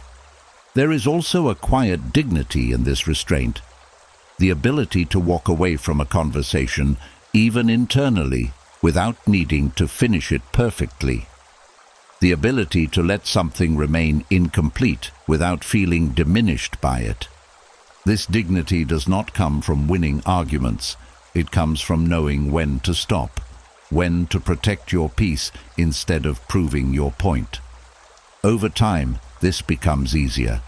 The mind still offers the conversation, but it does not pull you in as strongly. You recognize it for what it is, a habit, a pattern, not something that requires your participation. The night becomes quieter, not because there are no thoughts, but because fewer of them turn into full exchanges. The silence remains intact. The mind does not fill it with imagined dialogue, and in that silence, something deeper becomes available. A sense of rest that is not interrupted by the need to respond, a stillness that is not broken by the need to complete every interaction. You begin to understand that not every conversation needs a final word. Some moments end as they are, and your peace does not depend on adding anything more to them. The urge fades, the mind softens, and in that softening, the night returns to what it was meant to be. A place of quiet, not continuation. A place where nothing needs to be said, only released. And as those inner conversations begin to fade, as the urge to respond slowly loses its grip, something else becomes more visible, not in the thoughts themselves, but in the body. A quiet tension that remains even when the mind starts to slow, as if something inside is still bracing, still preparing, still on guard. There is a certain kind of wakefulness that does not come from thinking, but from defending. The mind may not be actively arguing anymore, but it is still holding a position, still protecting something, still rehearsing how to respond, how to explain, how to avoid being hurt again. And because of this, the body does not fully relax. The muscles stay slightly tight. The breath does not drop as deeply as it could. The chest holds a quiet pressure. The shoulders do not completely release. It is subtle but constant, a physical echo of a psychological state. The mind is no longer speaking loudly, but it has not yet stepped down from its defensive stance. This is what happens when the system feels like it still needs to protect itself, not from what is happening now, but from what already happened, or what might happen again. The mind builds a shield, even in stillness. It stays alert, ready to react, ready to explain, ready to justify, and the body follows that signal. Defensiveness is not always obvious. It does not always show up as anger or resistance. Sometimes it appears as quiet tension, as a need to stay prepared, as a subtle unwillingness to fully let go, because letting go feels like vulnerability, and vulnerability, in a mind that has been hurt or misunderstood, can feel unsafe.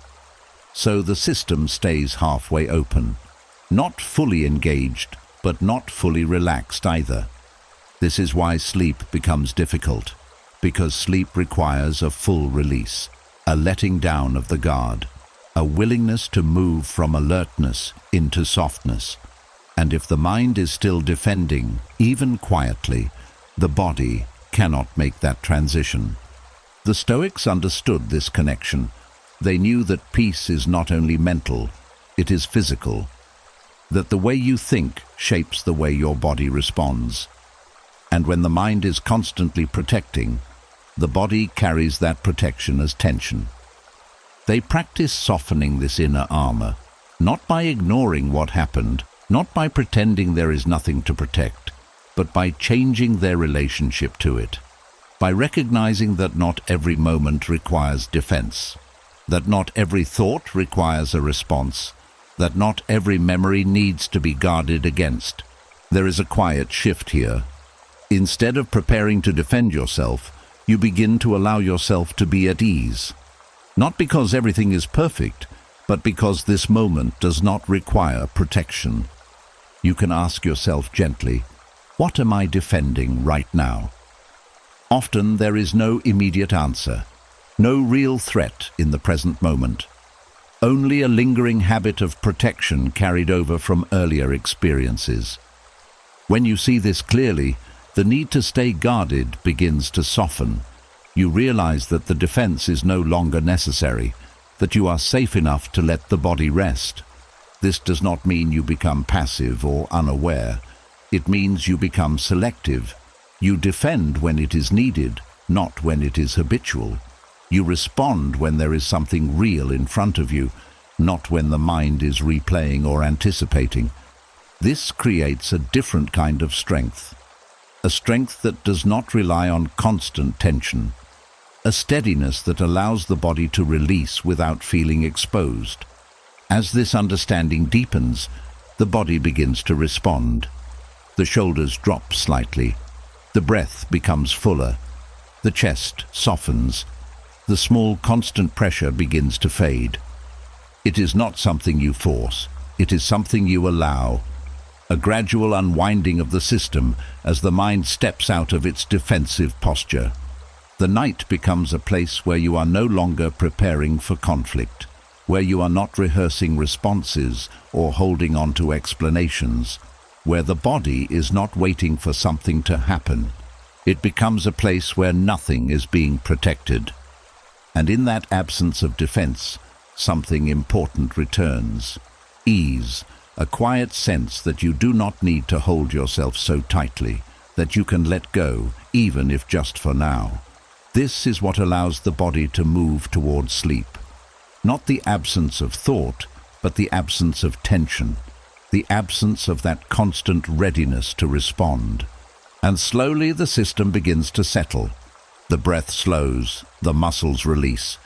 The body remembers what it feels like to be at rest, because the mind is no longer defending, and in that softening, sleep becomes possible again. Not as something forced, but as something that naturally follows when the guard is lowered. And as that inner armor begins to soften, as the body slowly learns it does not need to stay guarded all the time, another layer of quiet exhaustion begins to reveal itself. Not from what has already happened, not from what is being defended, but from what might happen next. A constant readiness, a silent preparation for pain that has not yet arrived. There is a kind of tiredness that does not come from action, but from anticipation. The mind stays slightly ahead of life, always scanning, always preparing, always asking what could go wrong. It is not loud. It does not always feel like fear. Sometimes it feels like awareness, like caution, like being realistic. But underneath, it is a habit of bracing. You begin to expect difficulty before it comes. You prepare for disappointment before anything unfolds. You imagine how something might hurt, how it might fail, how it might go wrong. And because of that, the mind never fully rests. It remains in a state of quiet readiness, as if something must be endured at any moment. This anticipation slowly drains your energy, not in a sudden way, but in a steady, ongoing way. The body carries tension that does not fully release. The breath stays slightly restricted. The mind does not fully settle, because it is always preparing for something that is not here. Over time, this becomes familiar. It begins to feel normal. You no longer notice the weight of it, only the tiredness it leaves behind. A kind of fatigue that does not make sense on the surface. You are not doing anything physically demanding, yet something inside feels worn down. This is the unseen cost of always mentally bracing for pain. The mind believes it is helping you. It believes that by preparing for the worst, it is protecting you from being surprised, from being caught off guard, from feeling something too suddenly. But this protection comes with a hidden cost. It makes you experience the discomfort in advance, without knowing if it will ever arrive. You begin to suffer twice, once in anticipation, and again if the moment actually happens, and many times the moment never comes at all. But the exhaustion remains. The Stoics understood this pattern deeply. They did not deny that life can be difficult. They did not pretend that pain does not exist. But they also refused to live inside that pain before it arrived. They practiced courage, not rehearsal. There is a difference between being prepared and being constantly braced. Preparation is intentional. It happens when needed, with clarity and purpose. Bracing is continuous. It happens without pause, driven by habit, not necessity. Stoic courage does not come from imagining every possible difficulty. It comes from trusting your ability to meet difficulty when it is real. It is a quiet confidence that says, when the moment comes, I will face it. I do not need to carry it before it arrives. This shift changes everything, because it removes the need to stay in a constant state of readiness. It allows the mind to return to the present instead of living in imagined futures. When you begin to practice this, even gently, the system begins to soften. The need to anticipate every outcome starts to fade, because you are no longer relying on rehearsal to feel safe. You are relying on your ability to respond. There is also a deeper sense of freedom in this. You are no longer living under the shadow of what might happen. You are living in what is happening. And in most moments, what is happening is not dangerous. It is not painful. It is simply neutral, quiet, safe enough to rest. This allows the body to release a tension it may have been holding for a long time. The muscles begin to relax more fully. The breath becomes deeper. The nervous system starts to shift out of that constant alertness. The night becomes different. It is no longer a place where the mind prepares for the next challenge. It becomes a place where the system recovers from the day without carrying tomorrow's weight. You begin to understand that you do not need to live in preparation to be strong. That strength comes from presence, not anticipation, from meeting life as it comes, not before it comes. This does not mean you become careless. It means you become grounded. You prepare when it is time to prepare, and you rest when it is time to rest. You do not mix the two. And slowly, that unseen tiredness begins to lift. The constant bracing softens. The mind no longer feels like it must stay ahead of everything. It can settle. It can breathe. And in that settling, something quiet returns. A sense of ease that was always there, but hidden beneath the habit of anticipation. You realize that not every moment requires readiness. Some moments simply require rest. And when you allow that, the body begins to follow. The tension fades. The system unwinds. And sleep becomes something natural again. Not something you force, but something that arrives when you are no longer preparing for what is not here. And as that quiet readiness begins to fade, as the mind slowly stops bracing for what has not yet come, something else begins to change in the way you see your thoughts. Not all of them feel like threats anymore. Not all of them feel like problems to solve or dangers to avoid. Some of them return in a different way. Not louder, not heavier, just persistent. There are certain thoughts that come back again and again, not with urgency, not with chaos, but with a quiet repetition. You may have noticed them before, a memory that surfaces often, a question that never fully leaves, a feeling that appears in different forms but carries the same tone. And the first instinct is to push them away, to assume they are here to disturb you. But not every returning thought is trying to hurt you. Some thoughts return because they were never fully seen, not analyzed, not solved, not fixed, just seen. They come back, not to create pain, but to complete a kind of awareness that was never allowed to happen. During the day, it is easy to move past these thoughts. They appear for a moment, and then something else takes your attention. You shift quickly, you stay occupied, and the thought disappears before it can fully reveal itself.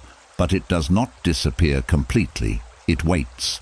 At night, when everything becomes still, it returns, not as an attack, but as an invitation to pause, to notice, to allow it to be present without immediately reacting to it. This is where the relationship with thought begins to change. Most people meet recurring thoughts with resistance. They try to stop them, distract from them, or replace them with something else. But resistance gives the thought more energy. It turns a simple appearance into something that feels intrusive, and the more it is pushed away, the more it insists on returning. Stoicism offers a different approach. It teaches you to observe without attachment, to allow the thought to be there without becoming involved in it, without building a story around it, without turning it into something larger than it is. When a thought returns, you can notice it. You can see it clearly, not as something to fix, but as something that is present. You do not have to follow it. You do not have to analyze it. You do not have to turn it into a problem. You simply allow it to exist for a moment. This changes the dynamic completely. The thought is no longer something you are fighting. It is something you are witnessing, and in that witnessing, something softens. There is a natural process that begins to unfold. When a thought is fully seen without resistance, it loses the need to return in the same way. It completes its movement. It no longer needs to push for attention, because it has been given attention in a calm, steady way. This is very different from overthinking. Overthinking pulls you deeper into the thought. It builds layers, creates connections, extends the experience. Awareness does the opposite. It stays simple. It allows the thought to appear and pass without adding anything to it. There is also a sense of curiosity that can arise here. Not a heavy analysis, but a gentle noticing. What is this thought? What does it feel like? Where does it sit in the body? And then, without forcing anything, you let it move. This is where Stoic awareness becomes powerful. It does not try to control every thought.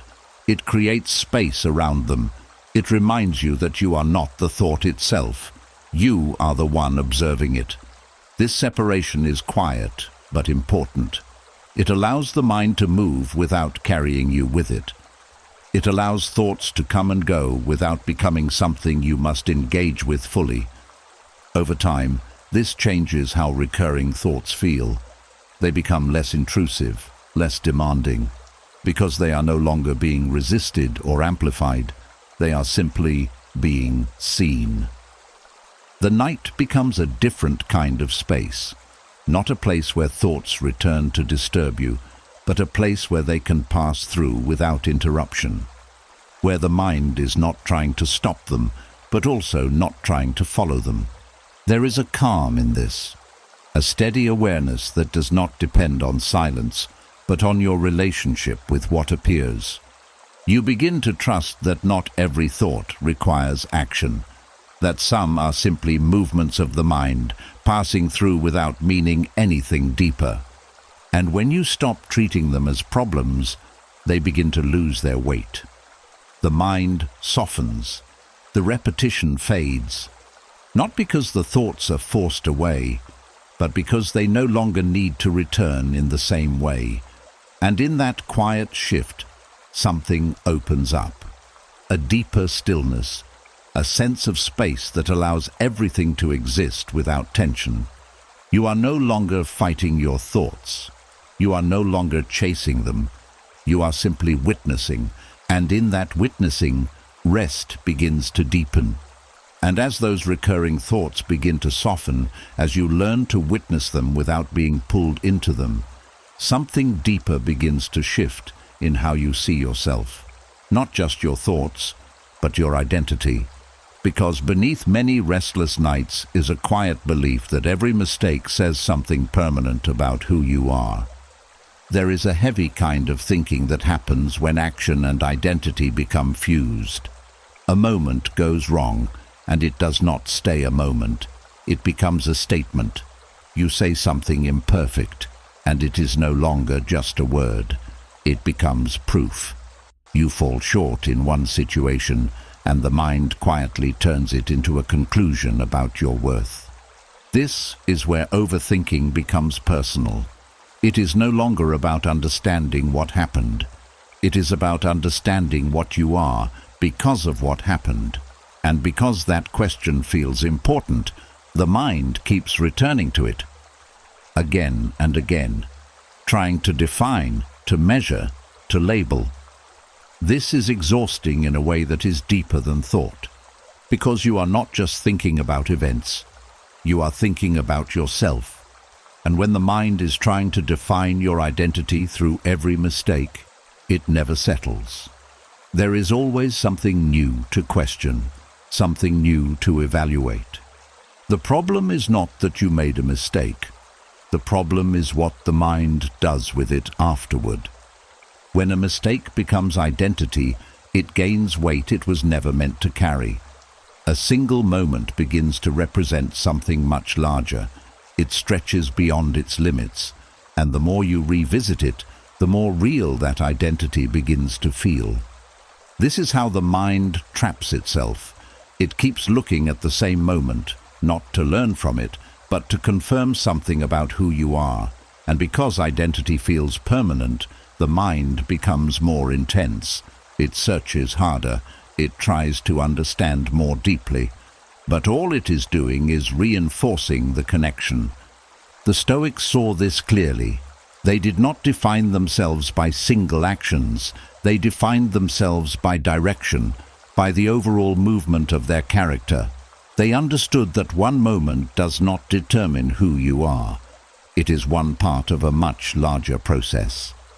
This changes the way you see mistakes. They are no longer reflections of your worth. They are information. They show you where you can grow, where you can adjust, where you can become more aware. But they do not define you. There is a quiet freedom in this, the ability to separate what you did from who you are. To say, that action was not right, without saying, I am not right. To see clearly without collapsing into judgment. When you begin to hold this perspective, something shifts in the mind. The need to revisit mistakes again and again begins to fade, because there is nothing left to prove, nothing left to confirm. The moment has been seen, and it has been placed in its proper size. There is also a larger sense of self that begins to return, one that is not fragile, not easily shaken by single moments, a sense of identity that is built over time, through many actions, many decisions, many experiences. This sense of self is more stable. It does not rise and fall with every small event. It remains steady even when things do not go perfectly. And because of that, the mind no longer feels the need to constantly evaluate itself. The night becomes different when you stop turning every mistake into a reflection of your identity. The thoughts that once felt heavy become lighter. The memories that once carried weight begin to lose their intensity. Because they are no longer connected to something deeper, you begin to see that you are not defined by one moment, not even by many moments. You are defined by how you continue, by the direction you choose, by the awareness you bring into the next step.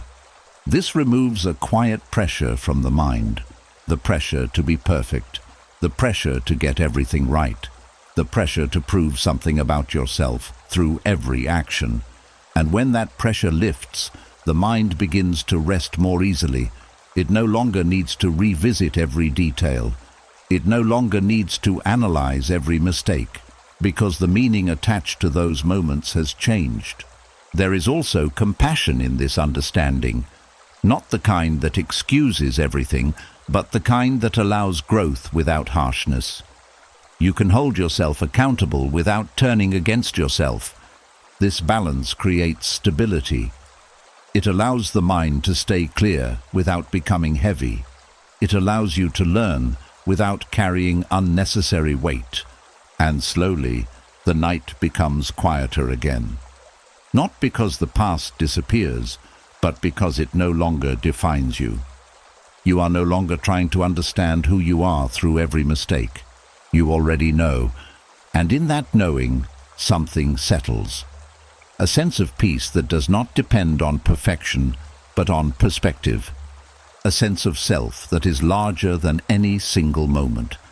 And when that returns, the mind finally begins to rest without needing to prove anything at all. And as that larger sense of self begins to settle in, as you stop tying your worth to every mistake, something more subtle starts to come into view. Not just what you think, but how you speak to yourself when no one else is there. The tone, the sharpness, the quiet way the mind can turn against you without warning. There is a kind of inner voice that becomes harsh when something deeper is being ignored, not because you are a harsh person, but because something inside has not been attended to for a long time. The heart carries things silently. It holds tension, disappointment, fatigue, even quiet sadness. And when those things are not acknowledged, they do not disappear. They change form. They begin to speak through the mind. This is why the mind can become cruel at night, not always in obvious ways, but in small, cutting thoughts. You are not doing enough. You should be better than this. Why are you still like this? These thoughts feel like truth in the moment, but they are often echoes of something deeper, a heart that has not been heard. Emotional neglect does not always look dramatic. It can be simple, moving too fast through the day without noticing how you feel, ignoring small signs of stress, pushing aside discomfort because there is no time to deal with it. Over time, this creates a gap, a distance between what you feel and what you allow yourself to feel. And when that gap grows, the mind tries to close it in its own way. But instead of offering understanding, it often offers criticism, because it does not know how to translate the emotion into something gentle. It only knows how to push, to correct, to demand. This is where the harsh internal dialogue begins. The Stoics understood that balance comes not from ignoring emotion, but from meeting it with awareness. They did not believe in suppressing what you feel. They believed in observing it clearly, without being overwhelmed by it. There is a quiet gentleness in this approach, a way of turning toward what is present instead of turning away from it. When you allow yourself to notice how you feel, even briefly, something shifts. The pressure that builds beneath the surface begins to release. You may notice a tension in the chest, a heaviness in the body, a quiet sense of unease that has been there all day. Instead of pushing it aside, you simply allow it to be there, without judgment, without trying to fix it immediately. This changes the tone of the mind. When the heart is attended to, even in small ways, the mind does not need to be harsh. It no longer needs to push or criticize to get your attention, because the attention is already there. There is also a deeper understanding that begins to grow here, that not every harsh thought is a reflection of truth. Sometimes it is a reflection of neglect, a sign that something inside needs care, not correction. Stoic gentleness does not mean being soft in a careless way. It means being precise with your awareness. It means seeing clearly what is happening inside, without adding unnecessary judgment. You can say, "I am tired. I am overwhelmed. I am carrying something that I have not fully faced." And in that recognition, the harshness begins to soften. The mind becomes quieter, not because you forced it, but because it no longer needs to shout. There is also a sense of balance that returns. The mind and the heart begin to move together instead of pulling in different directions. Thoughts become less sharp, less critical. They become more grounded, more steady. The night becomes a different kind of space, not a place where the mind attacks you, but a place where you can meet yourself more fully, where you can notice what is present without turning it into something harsh.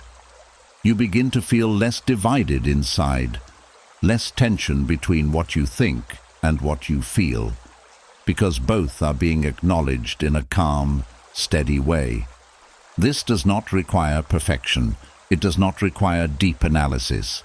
It only requires presence, a willingness to notice what is there without immediately trying to change it. And slowly, the tone of your inner world begins to change.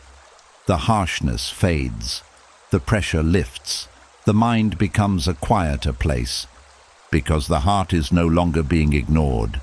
It is being seen, and in that simple act, something restores itself, a sense of balance, a sense of calm, a sense that you are no longer working against yourself. And when that happens, rest becomes natural again, not because everything is resolved, but because nothing inside is being pushed away. Everything is allowed, and in that allowance, the mind softens, and the body follows. And as that gentleness begins to take hold, as the mind softens and no longer turns every feeling into criticism, another quiet discipline begins to emerge. Not something forced, not something rigid, but something steady. The ability to stop following every thought wherever it tries to take you. Because not every thought leads somewhere light. There are thoughts that pull you deeper into confusion, thoughts that lead into fear, into doubt, into endless questioning. And the moment you follow them, they grow. They branch out. They take you further from stillness, step by step, until you are no longer aware of where you started. This is the hidden habit of mental chasing. A thought appears, and without noticing, you go with it. It leads to another thought, then another, then another. Each one feels connected. Each one feels like it matters. And before long, you are far from the present moment, moving through a space that feels heavy, uncertain, and difficult to leave. The problem is not the thought itself. The problem is the following. The mind is constantly producing ideas, memories, images, possibilities. This is natural. But when every thought is followed, the mind never rests. It is always moving, always reacting, always being led somewhere else. And often, where it leads is not where you want to be. This is why restlessness grows, not because the mind is active, but because it is unselective. It goes wherever it is pulled. It does not pause. It does not question. It simply follows. The Stoics practiced something very different. They did not try to stop thoughts from appearing. They trained themselves not to follow every thought automatically. They created a space between the appearance of a thought and their response to it. This space is where stillness begins. When a thought appears, you do not have to go with it. You can notice it. You can see where it is trying to lead. And instead of stepping into it, you remain where you are. This is not suppression. It is deliberate non-engagement. You are not pushing the thought away. You are simply choosing not to continue it. You allow it to exist for a moment, and then you let it pass without adding anything to it. At first, this feels unfamiliar. The mind is used to movement. It expects you to follow. It offers thoughts with a kind of momentum pulling you forward. And when you do not move, there is a brief discomfort, a sense of incompleteness. But if you stay still, that discomfort fades. You begin to see that the thought does not need you to continue it. It can exist and disappear on its own. It does not need to become a chain. It does not need to become a story. This is where freedom begins. The mind becomes lighter, not because there are fewer thoughts, but because fewer thoughts are being followed. The chains break earlier. The loops do not form as easily.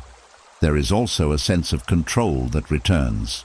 Not control over what appears, but control over what you engage with. You are no longer being carried by every thought. You are choosing your direction. This changes the entire rhythm of the mind. The night becomes quieter, not because it is empty, but because it is no longer filled with long, winding paths of thought. The mind rests more often. It returns to stillness more easily. There is a calm that begins to settle here, a calm that does not depend on silence, but on your relationship with movement. Thoughts can come and go, but they do not disturb you in the same way. You begin to trust that you do not need to explore every idea, that not every path needs to be walked, that stillness is not something you reach by finishing every thought, but by not starting the ones that lead nowhere. This is the discipline, not harsh, not forced, but steady. The ability to remain where you are, even when the mind offers movement. And in that steadiness, something deep begins to open, a space that is not filled with noise, a quiet that is not fragile, a stillness that remains even as thoughts pass through. You are no longer chasing. You are no longer being led. You are simply here. And in that presence, the restlessness begins to fade. The mind softens. The body follows. And the night becomes what it was always meant to be. A place where you do not have to go anywhere. Only rest. And as that quiet discipline deepens, as you learn not to follow every thought into darker paths, Something more subtle begins to reveal itself beneath the thinking. Not every thought is truly about logic. Not every analysis is about understanding. Sometimes what looks like careful thinking is something else entirely, something softer, something heavier. Sometimes overthinking is grief.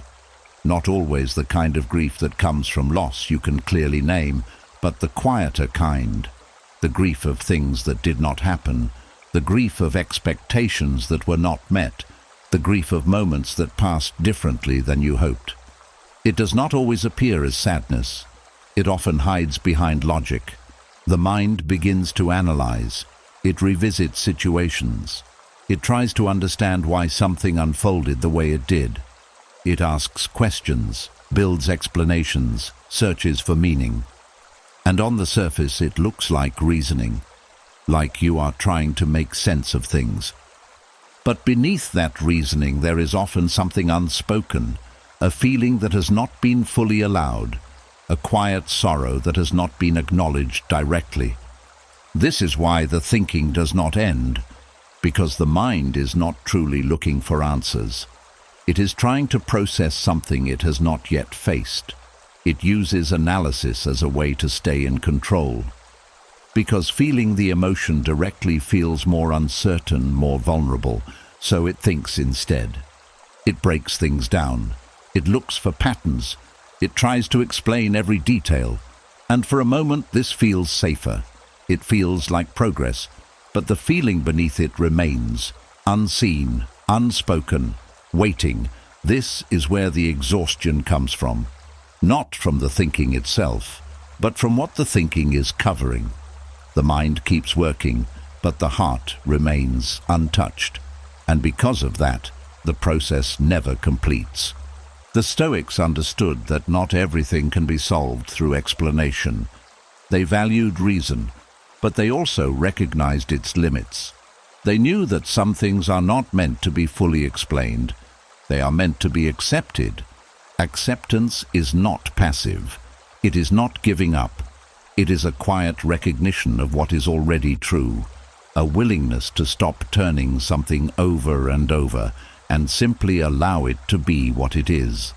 When grief is hidden inside thought, acceptance begins by noticing what is actually there, not the analysis, but the feeling beneath it, the quiet weight, the softness, the sense of something missing, something changed. You do not need to label it perfectly. You do not need to understand every part of it. You only need to allow it to exist without turning it into a problem to solve. This is where something shifts. The mind no longer needs to keep explaining, because the feeling has been acknowledged. It has been seen, not avoided. And in that seeing, it begins to move differently. There is a quiet release that happens here, not all at once, not dramatically, but gradually. The need to analyze fades, the loops shorten, the thoughts become lighter. Because the mind is no longer carrying something it does not know how to process, there is also a gentleness that returns, a way of meeting yourself that is not based on fixing or solving, but on understanding and allowing. You stop asking, "Why is this happening?" and begin to notice, "This is what I am feeling." This does not make the feeling disappear immediately, but it changes your relationship with it. It becomes something you can sit with, instead of something you must escape through thinking. The night becomes different in this space. It is no longer filled with endless explanations. It becomes quieter, softer, a place where you can feel without being overwhelmed. You begin to understand that not every thought needs to be answered. Some thoughts are signals. They point to something deeper. And when you follow them inward, not outward into analysis, they lead to stillness. The Stoics practiced this kind of stillness, a calm acceptance of what cannot be changed, a quiet acknowledgement of what is present, without resistance, without overcomplication. And in that acceptance, something settles. The mind slows, the body softens, the tension fades. Not because everything has been explained, but because nothing is being avoided. You are no longer thinking around the feeling. You are allowing it, and in that allowance, grief begins to move, not as something that traps you, but as something that passes through when it is finally seen.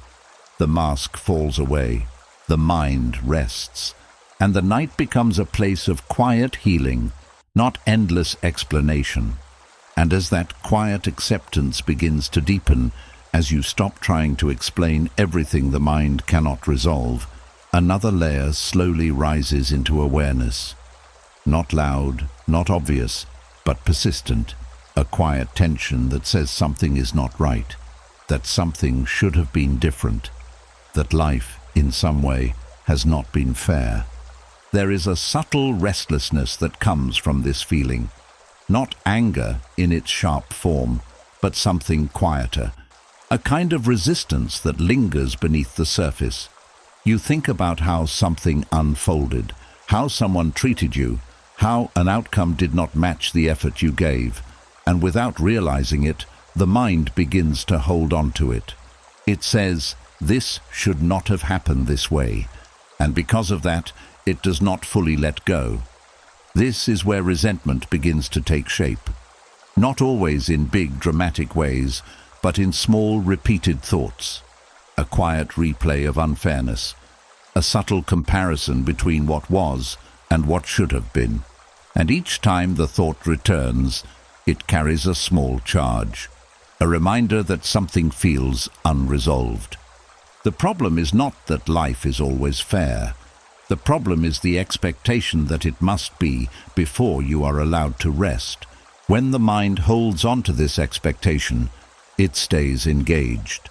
It keeps returning to the moment, trying to balance something that cannot be balanced, trying to make sense of an outcome that does not align with what you believe is right.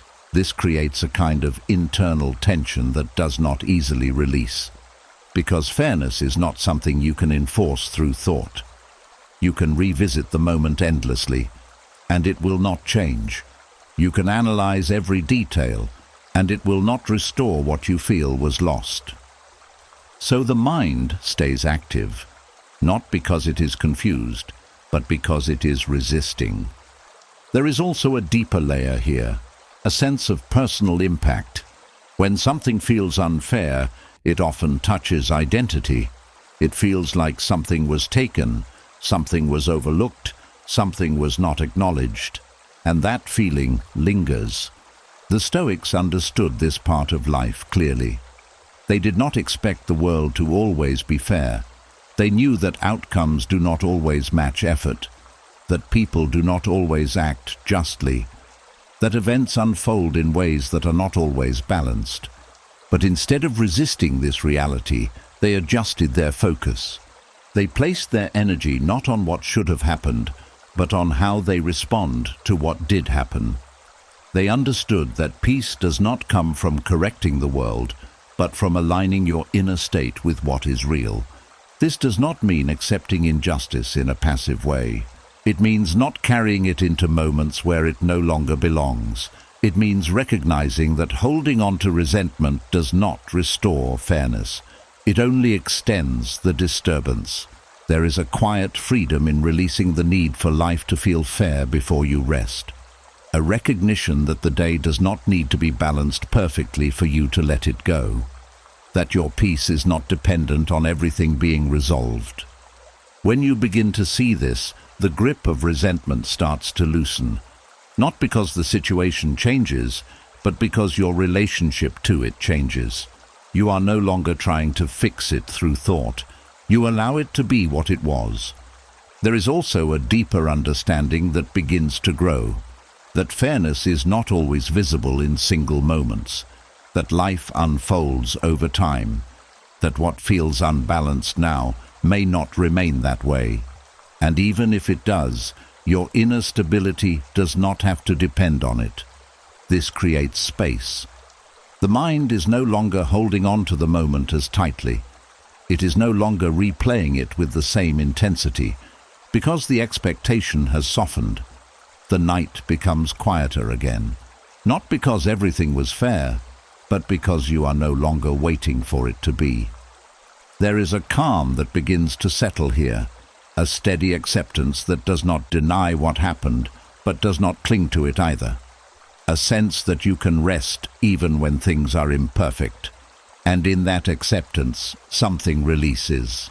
The tension fades. The thoughts become lighter. You are no longer carrying the weight of trying to make life align with your expectations before you allow yourself peace. You are simply allowing the day to end. And in that ending, the mind softens, the body follows, and rest becomes possible again. And as that quiet release begins to settle, as the mind slowly lets go of needing life to feel fair before it can rest, another hidden source of turbulence begins to reveal itself. Not in events, not in outcomes, but in where your sense of stability comes from. There is a kind of restlessness that only appears when you are alone, not because solitude is the problem, but because of what solitude exposes. During the day, when you are connected to others, when you are interacting, responding, receiving attention, something inside feels steady. There is a sense of grounding that comes from being seen, from being heard, from being in contact. But when the night comes, and that contact fades, something shifts. The mind begins to move more. Thoughts start to circle. Questions appear. You think about what others feel, what they think, how they see you. You replay interactions. You search for reassurance that is no longer immediately available.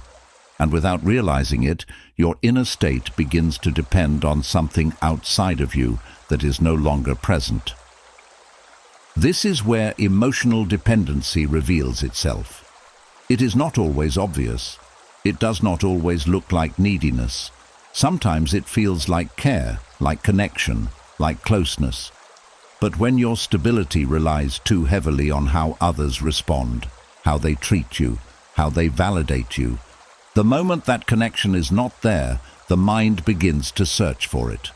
And because it cannot find it directly, it tries to recreate it internally. This is why thoughts begin to spiral. The mind tries to fill the space that was once occupied by interaction. It imagines conversations. It analyzes tone. It questions meaning. It tries to stay connected, even when there is no one there. This creates turbulence, not because something is wrong, but because the source of your stability is not within reach in that moment. There is also a deeper discomfort here. Being alone with your own thoughts without external input can feel unfamiliar when your inner state is shaped by others. The silence becomes louder. The absence of feedback feels like a gap that needs to be filled. So the mind fills it. But this filling does not bring calm. It creates more movement, more questioning, more searching. Because the mind is trying to replace something that cannot be fully recreated through thought. The Stoics understood the importance of inner stability. They did not reject connection, but they refused to depend on it for their sense of peace. They built something within themselves that remained steady, whether others were present or not. This is where true calm begins. When your sense of stability comes from within, the absence of others does not create the same turbulence. The mind does not need to search as intensely. It does not need to recreate connection through thought, because it already has a foundation. This does not mean you stop valuing relationships. It means you stop relying on them to regulate your inner state completely. You allow them to enrich your life, not define your stability. There is a quiet shift in this. Instead of asking, "How do they feel about me?" the mind begins to return to, "How do I feel within myself?" Instead of seeking constant reassurance, you begin to build a steady sense of self that does not fluctuate with every interaction. This creates space. The thoughts begin to slow. The need to analyze every detail fades, because the mind is no longer trying to stabilize itself through something external. There is also a sense of comfort that begins to grow in solitude, not because you are disconnected, but because you are no longer dependent. You can be alone without feeling unstable. You can be quiet without feeling like something is missing. The night becomes different in this space. It is no longer filled with spiraling thoughts about others. It becomes a place where you return to yourself, where your attention is not constantly reaching outward, but resting inward. This inward stability softens everything. The turbulence fades. The mind becomes calmer. The body follows. You begin to understand that connection is valuable, but your peace does not need to wait for it. That you can care about others deeply while still being grounded within yourself. And in that grounding, something settles, a steady calm that does not depend on who is present or what is being said, just a quiet sense of enoughness within. And when that becomes your anchor, the night no longer pulls you into spirals, it brings you back home. And as that inner grounding begins to take hold, as you no longer rely on others to steady your state, something else quietly becomes possible. A different kind of strength, not the strength to endure more, but the strength to stop carrying what has already happened. Because there is a subtle habit many people fall into without realizing it. The day ends, but the mind does not. The body leaves the moment, but the mind returns to it, again and again, replaying, revisiting, reopening what has already passed. This is where a bad day becomes longer than it needs to be. Something went wrong, a moment felt heavy, a conversation did not go well, an outcome disappointed you, and naturally, it stays with you for a while. That is human. But instead of allowing it to end, the mind keeps it alive. It replays the details. It adds new thoughts. It extends the experience into the night. And without noticing, you go through it twice. First in reality, then again in memory. This second experience is often more draining than the first, because it is repeated without pause, without resolution. The mind keeps touching the same point, but nothing changes. The moment cannot move forward, yet the mind does not let it rest. This is what creates a second layer of suffering, not from what happened, but from continuing it. There is a strange belief underneath this habit, that by revisiting the moment, you are somehow processing it more deeply, that you are understanding it better, that you are doing something useful. But often, you are not processing, you are prolonging. The Stoics saw clearly that every moment has a boundary, a natural ending, and that peace comes from allowing that ending to remain intact. They practiced what could be called a clean ending. When the day was over, they did not carry every detail into the night. They reflected briefly, took what was useful, and then they let it go. Not because the day was perfect, but because it was finished. This requires a quiet kind of strength.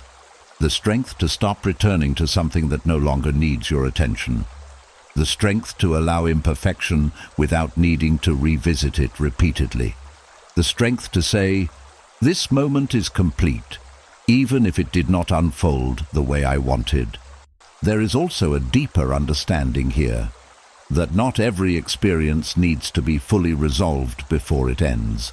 Some things simply pass, and trying to hold on to them only keeps you tied to them longer. When you begin to practice this, something shifts in the mind. The urge to replay softens. The need to revisit fades, because you are no longer treating the moment as something unfinished. You are allowing it to be closed. There is a quiet finality in this, not harsh, not forced, but clear. The day happened. It had its moments, both good and difficult, and now it is over. This creates space. The mind is no longer occupied with what has already passed. It begins to settle into what is present. The body responds immediately. The tension begins to release.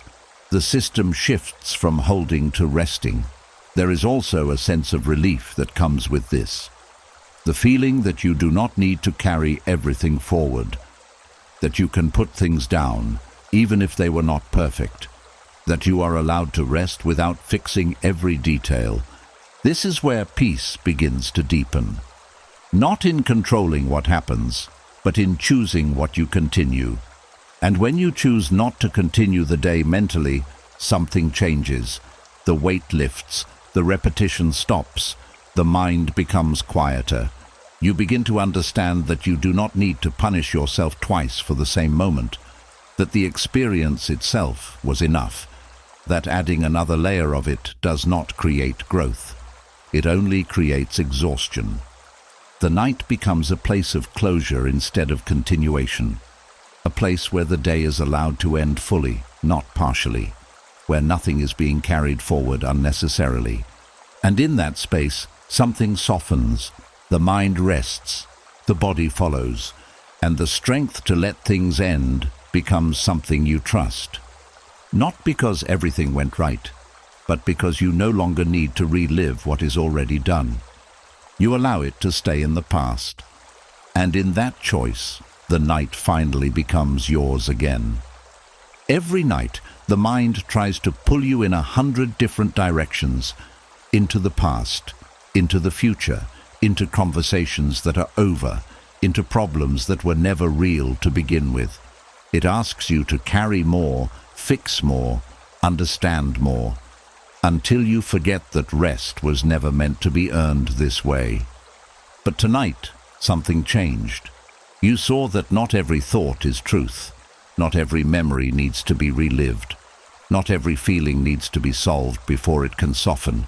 And not every part of your life needs to be perfect before you allow yourself peace. You learned to step back, to stop chasing, to stop defending, to stop explaining, to stop turning against yourself in the quiet.